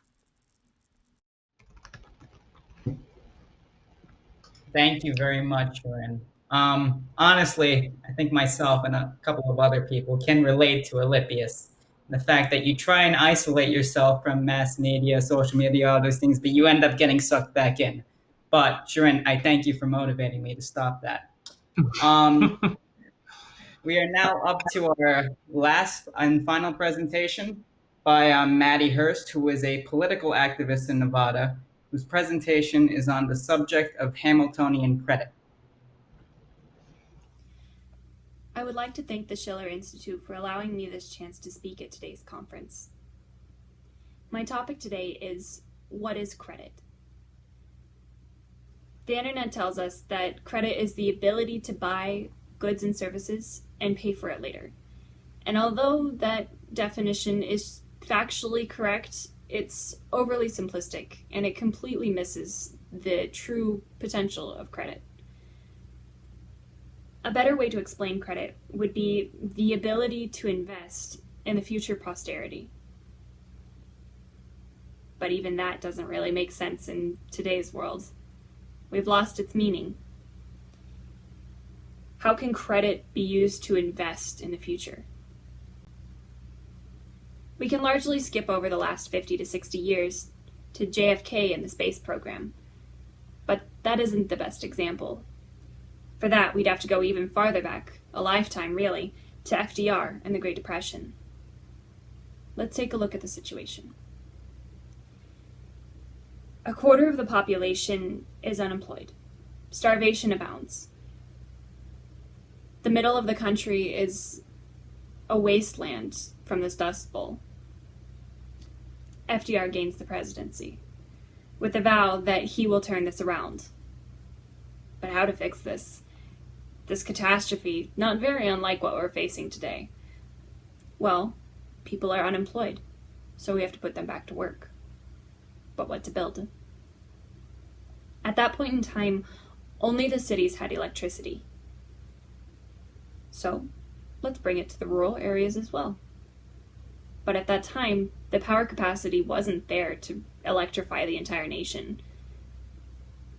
Well, we'll just have to fix that. And then there's also parts of the countries where the topsoil is literally flying away because it's so dry, while others are drowning in floods. The answer to all of those problems was dams. What began that era of innovation was the Hoover Dam in 1931, with quick succession of the Grand Coulee Dam and the TVA in 1933. Where did we get the money to buy all of this? The Great Depression started because Wall Street didn't have any more money to run the financial system. The answer is the question of this presentation: credit. FDR knew that the livelihood and prosperity of the nation was way more important than any financial figure or value. Bringing water and electricity to the rural areas of the nation raised the living standards, while also making our farms many times more productive. Building the TVA and its system of what would eventually be 30 dams and its economic belt was regarded as the eighth wonder of the world. What had before been one of the most destitute places in the country, largely the same as any third world country today, became the place with the highest living standard on the planet. People from all over the world came to study it, to try to understand its principle so that they could recreate it in their own countries. Though I've tried to give the best examples of what credit can be used for, it may not be clear what credit is. One could say that it's being able to buy on a future-based production. Let's go to the TVA, for example. The Tennessee River at that time was unnavigable by barges, prone to flooding, and a largely untapped resource. By building the dams with the intention of power generation for the rural areas and irrigation for the farms surrounding, it also had the effect of taming the floods, while making the river navigable by barges and creating a fertilizer industry that had never existed prior. So the profits of the dam's electricity, the food increase from the more water and fertilizer, the sale of the fertilizer itself, the export and import of the new goods on the barges, pays for the building of the project in of itself. So, what have we built in the last 20 years? The answer is little that is worthwhile. Instead, we've been dumping money into the transfinancial system to keep it afloat while it continually spins the gambling wheel. As you can see on this graph, we could have many times rebuilt this country with the money we've put into Wall Street.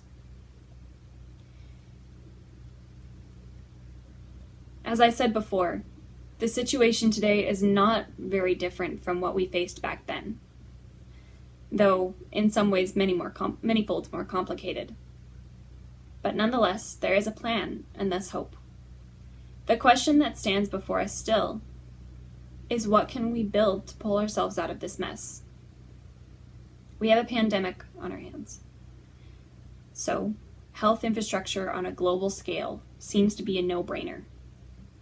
And lucky for us, the plan has already been produced, called the LaRouche Plan to Reopen the U.S. Economy. The world needs 1.5 billion new productive jobs. Thank you for your time, and I hope you read the pamphlet. It is very good. Thank you very much, Maddie. Okay, so presenters, we're going to bring you up as panelists onto the screen in just a moment, and then we're going to go to our Q&A. It is now 3 hours and 13 minutes into our program, and so we're already running a little bit over, but we're going to go to a Q&A for about 20 minutes, maybe a little bit longer. And first, welcome to everyone. Hi, Jose. Hi, Maddie. Hi, Hans, Lissy, and Aska. Hi. And Helga, we know it's late over there in Europe and in Germany. Would you like to make a comment, and could you tell us how much time you have to spare with us? Well, I'm actually provoked and encouraged by the presentation, so if it's not going too much longer, I can stay until the end. Okay, let's shoot for about 20 minutes.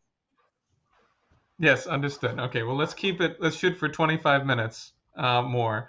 And thank you, everyone, for staying with us for this discussion. Helga, would you like to make any comments presently? Well, I think you are on the right track, because, you know, the whole question is really to replicate the method which Lynn developed, which started really with an ideology project.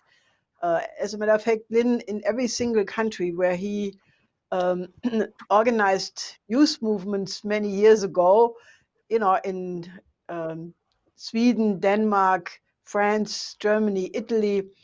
I mean, he always told us, start with an ideology project. Find out, you know, what is the specifics which makes people have the wrong axioms.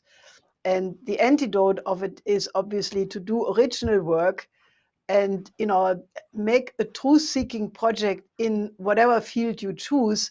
And then you choose another one, another area, and that way you start to add Geistesmassen. And that's how you actually, you know, really become an independent thinking, creative person. So I think we have seen some very beautiful examples of that approach. So I would like to hear what questions you may have. Hi, Sharon. So, very good. There are a couple people who still have their hands raised. We still have the questions from the last panel, but I'd like to invite people to submit questions that are relevant to this, to these presentations. We have everyone who made a presentation on the panel with us, And so please raise your hand or submit something written or anything like that, or send a question in, as you know, to questions@schillerinstitute.org. So, Kynan, I believe you have one to start us off with. Yeah. Okay, so this is a question from It's actually 3 questions from Harrison, but for the sake of time, I'll choose one. This is, believe this is directed to Helga, but anyone else can take it up if they want to. So, is identity politics a plot by the British Empire, be it the leftist social justice and Antifa brigades or the alt-left, to exacerbate divisions within the Western countries and to prevent people from obtaining level thinking by constructing highly limited and restrictive scopes of thinking around false axioms, as well as outright ignorance of important issues? I think you have answered it already by asking the right question. Yes, it is a plot. I think in the same way, like there are no different human races, it's only one human race. And in the same way, we should only have one human identity. You know, I think this whole idea of creating 99 genders and to create so many identities is just absolutely making people crazy. I think it's a method of social control, and you know it places the importance of things on not the issue which are crucial for the survival of civilization. It is not the question of what kind of identity or gender you have, or I mean they're adding new varieties almost by the day, and that completely means that everybody who is concerned with that is not discussing the fact that we are in a complete breakdown crisis of civilization. We have a cultural crisis of incredible dimensions. You touched upon some of the elements of why that is the case.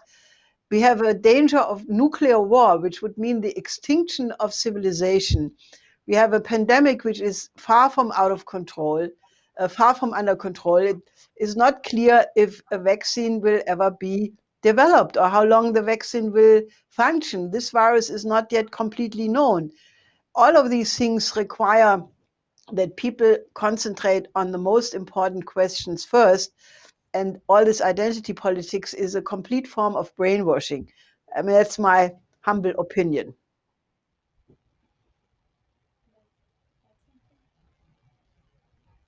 Daniel, do you have any questions coming in? Oh. Well, let's give. Do you want to say something? Go ahead. Yes, just some note on that. Oh, can I be heard? Yes.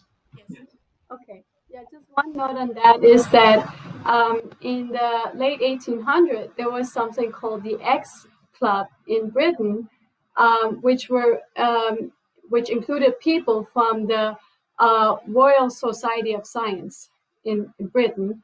And one of the guys part of this X Club, who were all Darwin lovers, was a guy called Spencer, Herbert Spencer, promoting the idea that there is no such thing as sympathy, that sympathy is just something you use as part of survival of the fittest, so that you can, that is something you use for your own group, so that your group can survive, and therefore you use this thing called sympathy, but that it doesn't exist in itself. And I think that's some of the axiomatic fallacy that comes through the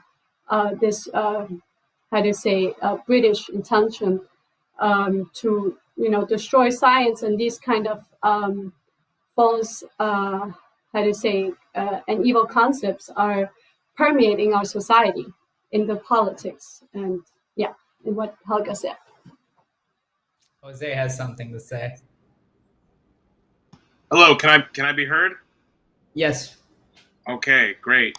I just wanted to point out that identity politics, when you're already looking at somebody's skin color, you're already looking at their surface, that's already sense certainty. And that's going to confuse you intentionally. That's the shadow of a completely different process that encourages you to falsify a principle. Nicely put. Okay, we would like to go to a, unless anyone else would like to jump up, it'd be very good to hear some more questions. So let's see. I talked with Jenny about getting Francisco on. I hope, Francisco, that you can come on. Dave, if it's possible to bring them on through Zoom.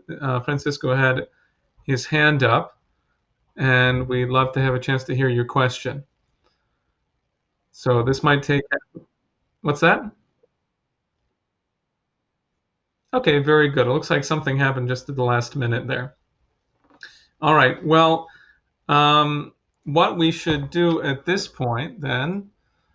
All right. We're just bringing in some questions that are in Spanish. So I'm going to send them over to Dennis Small and request of him to read them aloud. And then in the meanwhile, if I could ask people to make any other further comments that they have, Maddie, Shirin, or Aska Hans and Lissy in particular, about the presentations as a whole.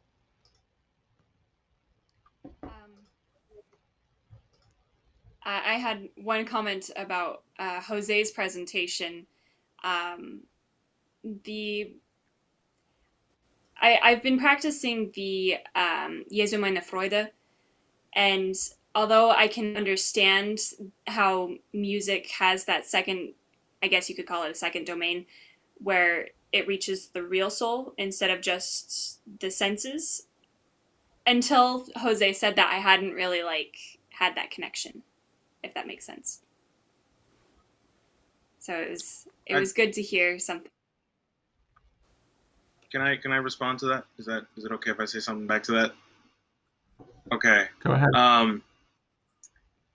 The person I had reading the Helen Keller letter was Leah de Grucci, and yeah, right. She pointed out to me that Helen Keller will never have heard her own voice, will never have heard anybody else's voice. Yet just the act of reading out loud what Helen Keller wrote, she's been given a voice. And in that sense, that almost acts like the vibrations that she heard or that she felt when she was listening to the Ninth Symphony.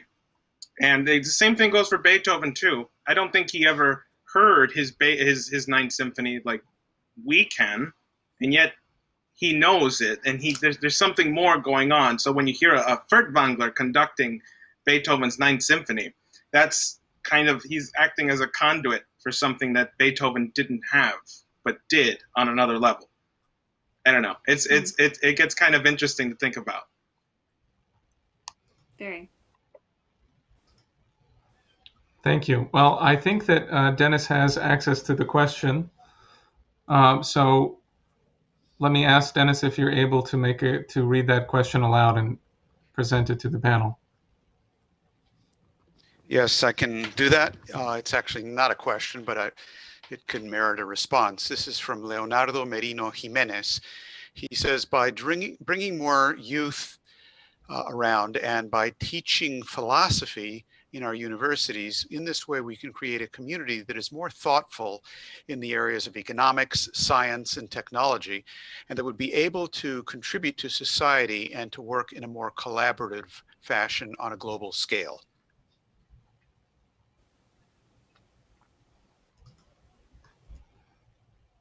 Anyone would like to respond to that, please go ahead. I'd like to. It's interesting that he put it forward such as that, because I mean, my generation, Jose, me, Leah, Kynan, we are the ones that are inheriting this world. What we make of it for the next generations is really to be seen. And in order to do that, we need to raise ourselves to a different level altogether than has been seen as of yet through history. But with that also takes much work on our parts to improve our moral character. And I look forward to the years to come, I guess you could say.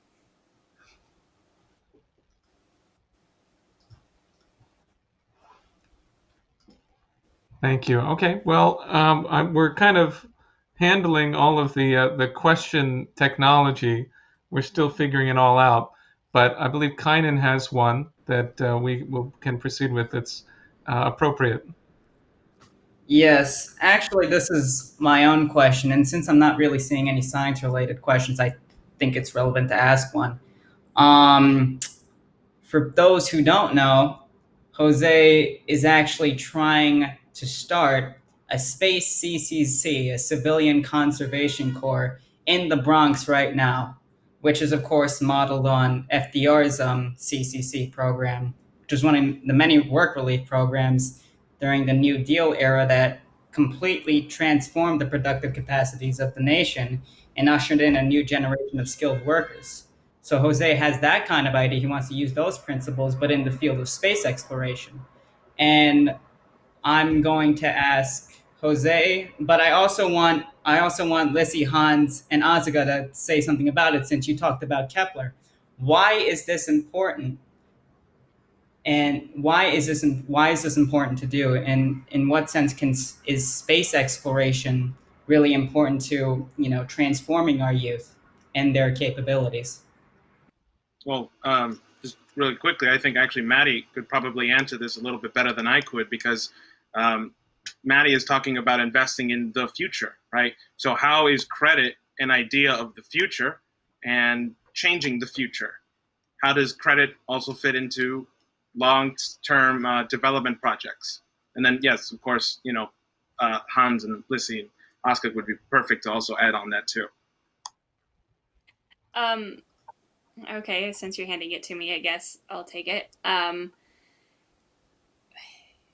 The way that credit works is that when you invest in the future, you're enabling a whole new platform for what's possible.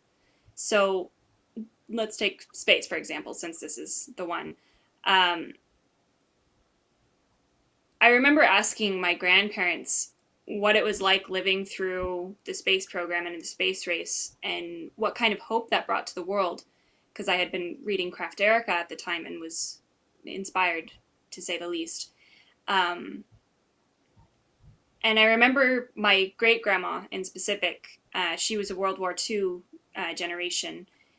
She said that the world that she saw come about after that was completely unimaginable from the time that she had grown up in the Great Depression. That kind of phase change for a population creates entirely new dimensions.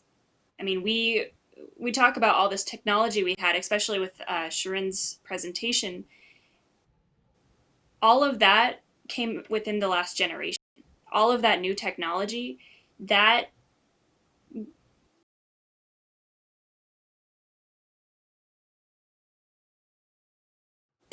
running around in the boonies because they didn't have a TV to sit in front of like we do. And that over the last 2 generations, we saw so much technological progress based on a dream of the future that took a hold of a nation and a world, in fact. And who's to say that can't happen again? I mean, we already have proved that it does, so why not?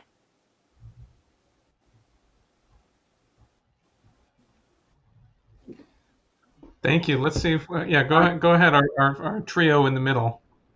I can say something on it.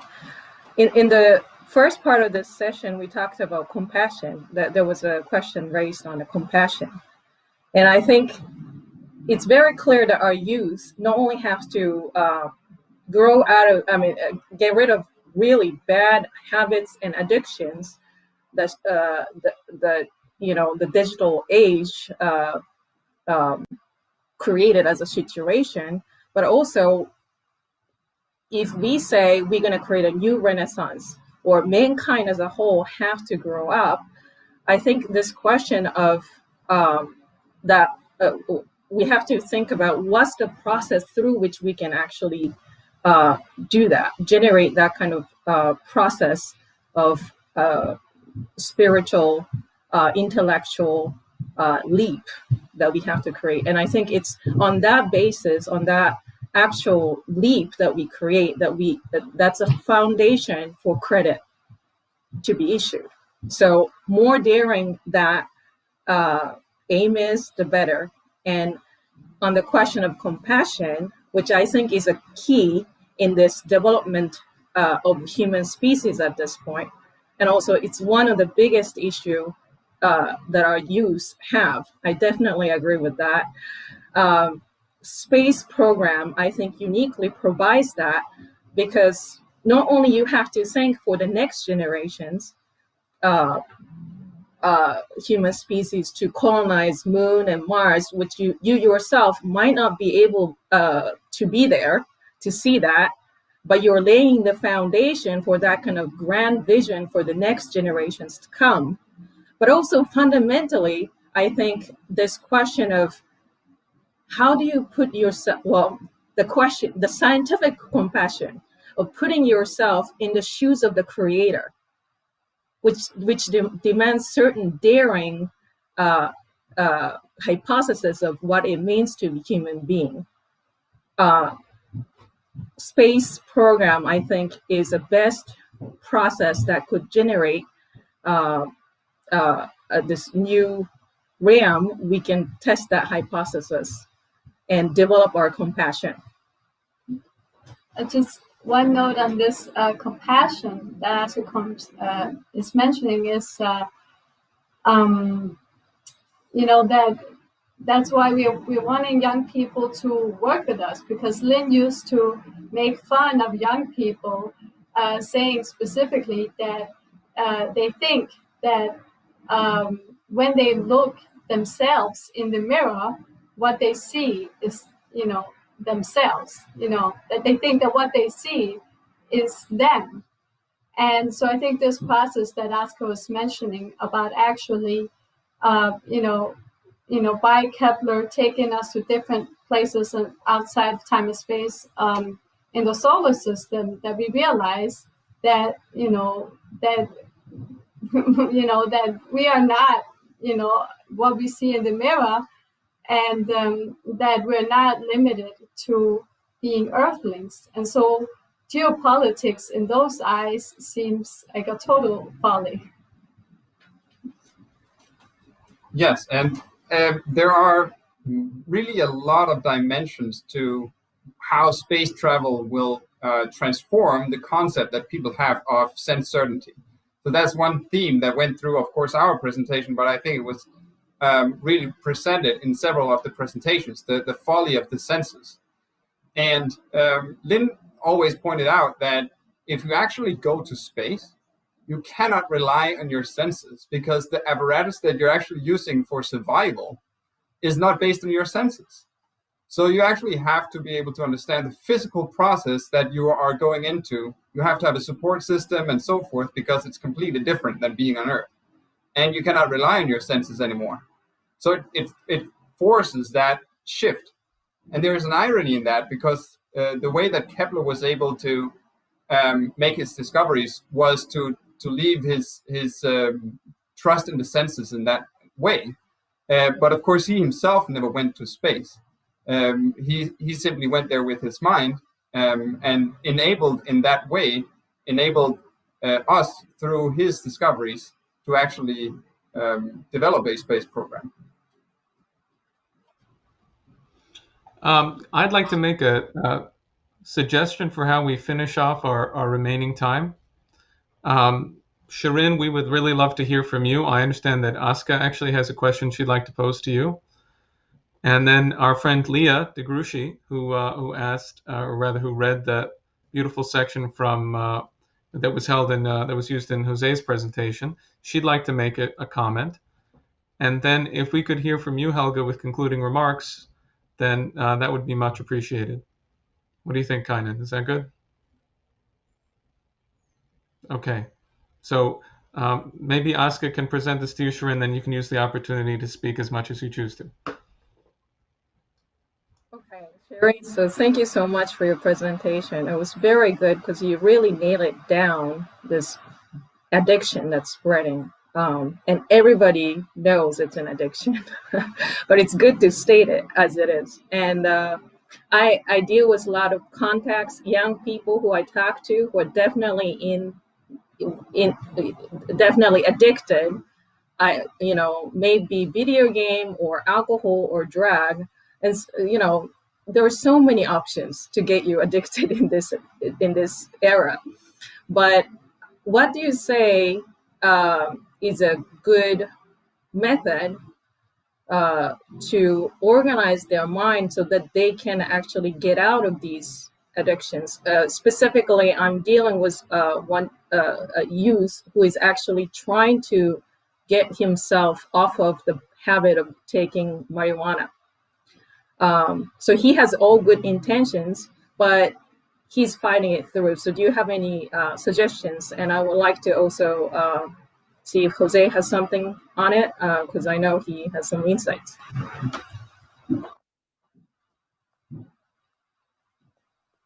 Do you hear me? You hear me? Yeah. If you allow, I will speak in French. Donc, merci pour cette question. Et donc, en fait, on pourrait faire une journée entière sur les moyens de se libérer de l'addiction. So thank you for this question. Actually, we could talk one whole day to discuss about the mean to get out of addiction. Mais pour donner quelques exemples, en fait, il faut sortir. La première chose, c'est qu'il faut sortir du relativisme où on pense que chacun peut choisir son passe-temps par goût, par choix personnel. So first of all, I think the first thing we have to consider is to get out of relativism and not to consider that we can choose any hobby just by test or by another point of view. Parce que le problème, c'est pas juste que l'addiction nous détourne de quelque chose de meilleur, mais c'est que c'est vraiment destructeur. Ça détruit la créativité, ça détruit l'estime de soi. Et c'est pour ça que j'ai... Oui. No, it's not just that addiction is destroying creativity. It's not just that it's diverting us from something. It's destructive. It's destructive, and it's destroying the creativity, the real creativity. Et l'estime de soi. And self-esteem, yeah. Parce qu'un drogué sait qu'il veut en sortir. Et because donc, because somebody who's addicted knows that he wants to get out of that. Donc on doit l'aider et ce qu'on peut faire pour l'aider si la volonté de principe ne suffit pas, c'est d'aller lui montrer comment une drogue agit sur le cerveau, sur le cannabis par exemple, comment il agit sur les connexions neuronales. So we have to help him, somebody who's addicted, is to show him by reason how the drug is acting on his brain, on his physiological elements. Et comment pensent pour le numérique, comment pensent les géants du numérique pour détruire de manière non chimique, mais pour détruire de manière humaine, en fait, cette créativité. Comment ils ont fait ça? C'est pour ça que j'ai commencé à étudier Norbert Wiener. And for in the digital domain, when the people are addicted on social networks, we have to show them how the people who are controlling those systems are thinking. That's why I've been interested by Norbert Wiener at the beginning. Et si on a cette démarche, on va aider les gens à retrouver un minimum d'estime de soi, parce que ça mettra des mots sur ce qu'ils ressentent et sur ce qu'ils vivent, et ça leur permettra de reconnaître qu'ils ne sont pas les seuls à être victimes de ça, que ce n'est pas une faiblesse de leur part à ne pas avoir réussi à résister. And so by explaining them with words what they are living, what they are going through, it permits them to understand by reason what they are experiencing and permit them to get back their self-esteem, and then to be able to understand how to get out of that. Donc ça, c'est une première étape du travail à faire, et évidemment, il y a beaucoup à faire pour donner à chacun le meilleur de la culture universelle, l'emmener dans les musées, dans les théâtres, dans les opéras, lui faire écouter beaucoup de choses. Et voilà, ce sera par étapes. On ne sort pas de l'addiction en une fois. C'est l'art permet. Yes, that's the first stage. That's the first stage, because what's happening is that afterward, when you explain first the cause of the addiction, after you can bring them to discover new things, like bring people in operas, museum, to make sure that they experience something beautiful and yeah. Et vous ne devez pas attendre que la première étape soit conclue avant d'entrer dans la deuxième. C'est un processus parallèle. You don't have to wait the first stage to be concluded to start the second stage. You have to do that in parallel, like explaining the addiction and bring people to get new experiences on universal culture and classical culture. Merci. Thank you. Just quickly, you can hear me, right? I can be heard? Yeah? Okay. But pessimism is sometimes the addiction that preceded addiction. Take Khalif Browder, who I reference all the time. And I reference him all the time because that is a complete tragedy. He was addicted to the violence because he was abused every day in Rikers Island for wrongfully being accused, I should say. He refused to take a plea bargain because he did not commit the crime that they said he committed, and he was proven innocent a few years later. But for 3 years, he stayed in Rikers Island, replaying every day violence and abuse. He tried to escape it, but it haunted him. We weren't there. We have to be there. And the Space CCC has to be our response. It has to be our response, and we're going to do it in his name. Because if we were there, there may have been a different outcome. He went to Bronx Community College afterwards, after coming out of prison. And I went there too. So I wonder what that says about Bronx Community College, but the Space CCC could have given him a different outcome. And what we're proposing with the Space CCC is true compassion as opposed to demonstrations about police killings, because that's not compassion, that's rage and reaction. And it might be justified, it might not be, but we don't react to violence with violence. We react to violence with creativity and optimism. That's how you solve tragedy. And think about the compassion that we need to have for Gouverneur Morris, who wrote the General Welfare Clause. I mean, go down to St. Anne's Church, that's down on 138th Street. Look at his grave. There ain't much compassion there. There needs to be compassion, because by restoring his grave, you are metaphorically and figuratively and quite literally restoring the General Welfare Clause back into America, which should be applied all over the world. So my answer is compassion and optimism can counteract addiction and tragedy. Thank you. Thank you very much, Sharon. Thank you for your entire presentation and for your comments there. That's very, very helpful. And thank you, Jose. Okay, so this has been a really tremendous second panel.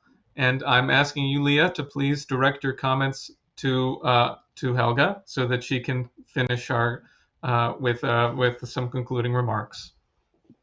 Sure. Well, thank you so much, and bravo to all of you. These were wonderful presentations. And I was thinking about, I forget who mentioned it earlier, but someone was talking about new wine in new wineskins. And so I'm recalling a passage from the Gospel of Luke in which it says, "No man also having drunk old wine straightway desireth new, for he saith, the old is better." So I'm thinking from this, people are used to an old way of thinking, and they're not going to immediately come to a new realization and start taking action in that.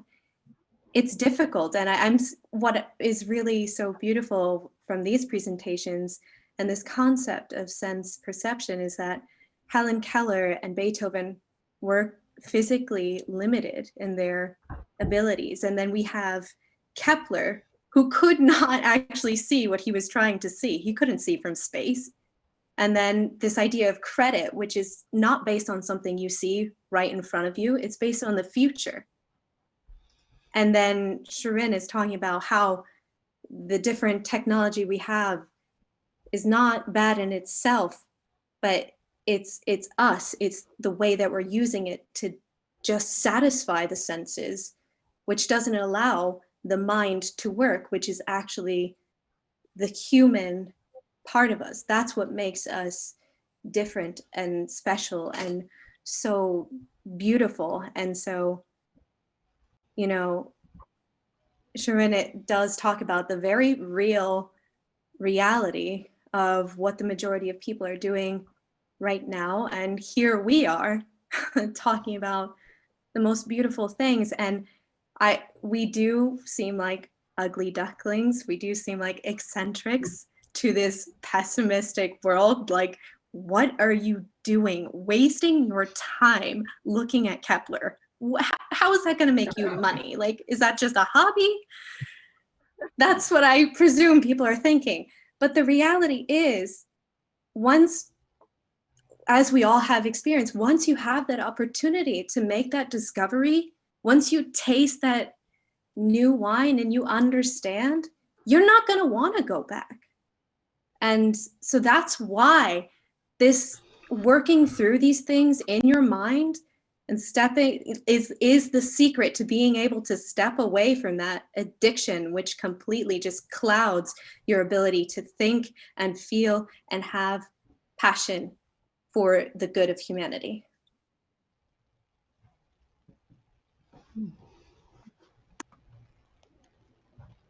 Thank you. Helga?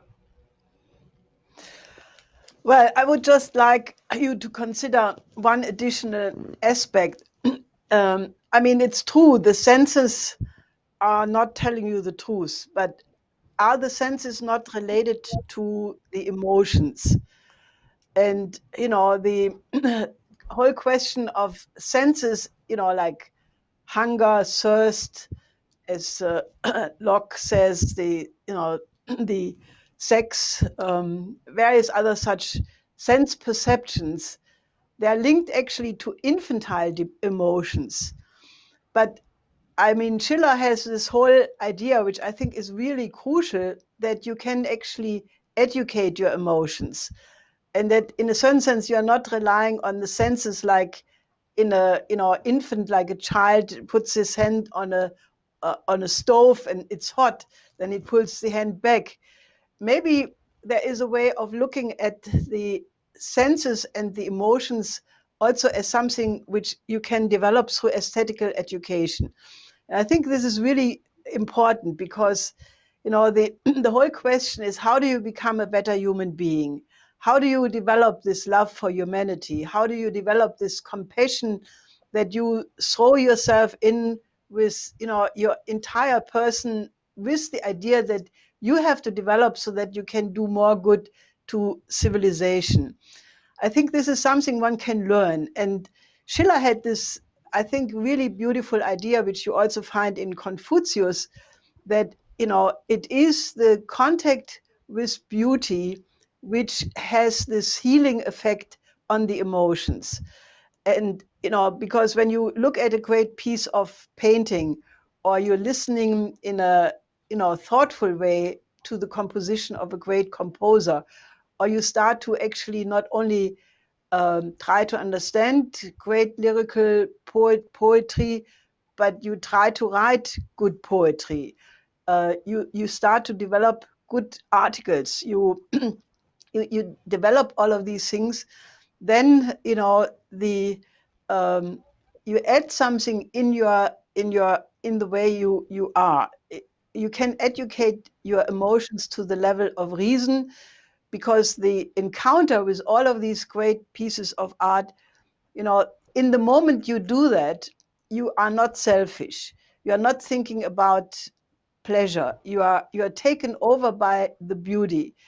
And I think this is very important because, what I find so difficult in this present period is you see around you how people become more violent, how people become less civilized. They don't have any more norms of civilized behavior. Everybody has their elbows out and tries to get the best part of it. You look at these manager types, who make a lot of money for what? To drive a Porsche when the speed limit in the United States is 90 miles. They try to go to the best restaurants and have the homeless people, sitting outside and begging, and they just walk by and don't see it. What you see, if you're going with open eyes through society, you have a cultural collapse. I think the end of the Roman Empire was a paradise compared with the depths of brutality and ugliness what we experience today. So I think this idea of the aesthetical education, of having a more refined personality, of being this kind of lyrical person, I think this is really important, because I believe that Schiller's idea that you can become a beautiful soul is absolutely achievable. Maybe not 100% all the time, but you can try to be like that most of the time. And eventually you are like that all of the time. And Schiller's definition of the beautiful soul is to say, you can blindly trust your emotions because they would never tell you anything different than what reason commands. And for such a person, freedom and necessity, passion and duty are the same. And I think that is an ideal of society which is absolutely reachable. And Schiller said the only people for whom that applies is the genius, because it's only the genius who is driven by the desire to contribute in this way. Like Lynn, for example, in his better years, he would write 80 pages a day, and they were absolutely ready for the editorial. No footnotes were needed to be added because he had them all. Dennis was saying this earlier today. He dictated some of his books from prison, and it is that passion for, the truth. In Lynn's case, he really was absolutely tireless. When he was working on something, he worked around it 2 days without sleep. Later, not when he became older, but there was a period when Lynn was really that kind of an absolute ferocious genius. And it is that quality which, all of us should strive to really develop, because, I believe that the possibility that when we talk about a new age or a new era, that, men can become adult, that we overcome these things. Just imagine if every child on the planet can learn a classical instrument, bel canto singing, has access to universal history, learns about all other cultures just from kindergarten, to study the beauty of Chinese paintings, of Indian drama, of, Egyptian contributions to the European civilization, learns all of these things. I think racism will disappear, prejudices will disappear, and we will relate to each other like Schiller and Humboldt, or Planck and Einstein, or we will have relations which will cherish the creativity of the other person. And I think this is a goal which is within reach. So I think we should inspire people, that this is now the moment to really join our fight. And it's not 1 minute too late. It's or too early. It's really a point where civilization can make it, but only through a gigantic effort.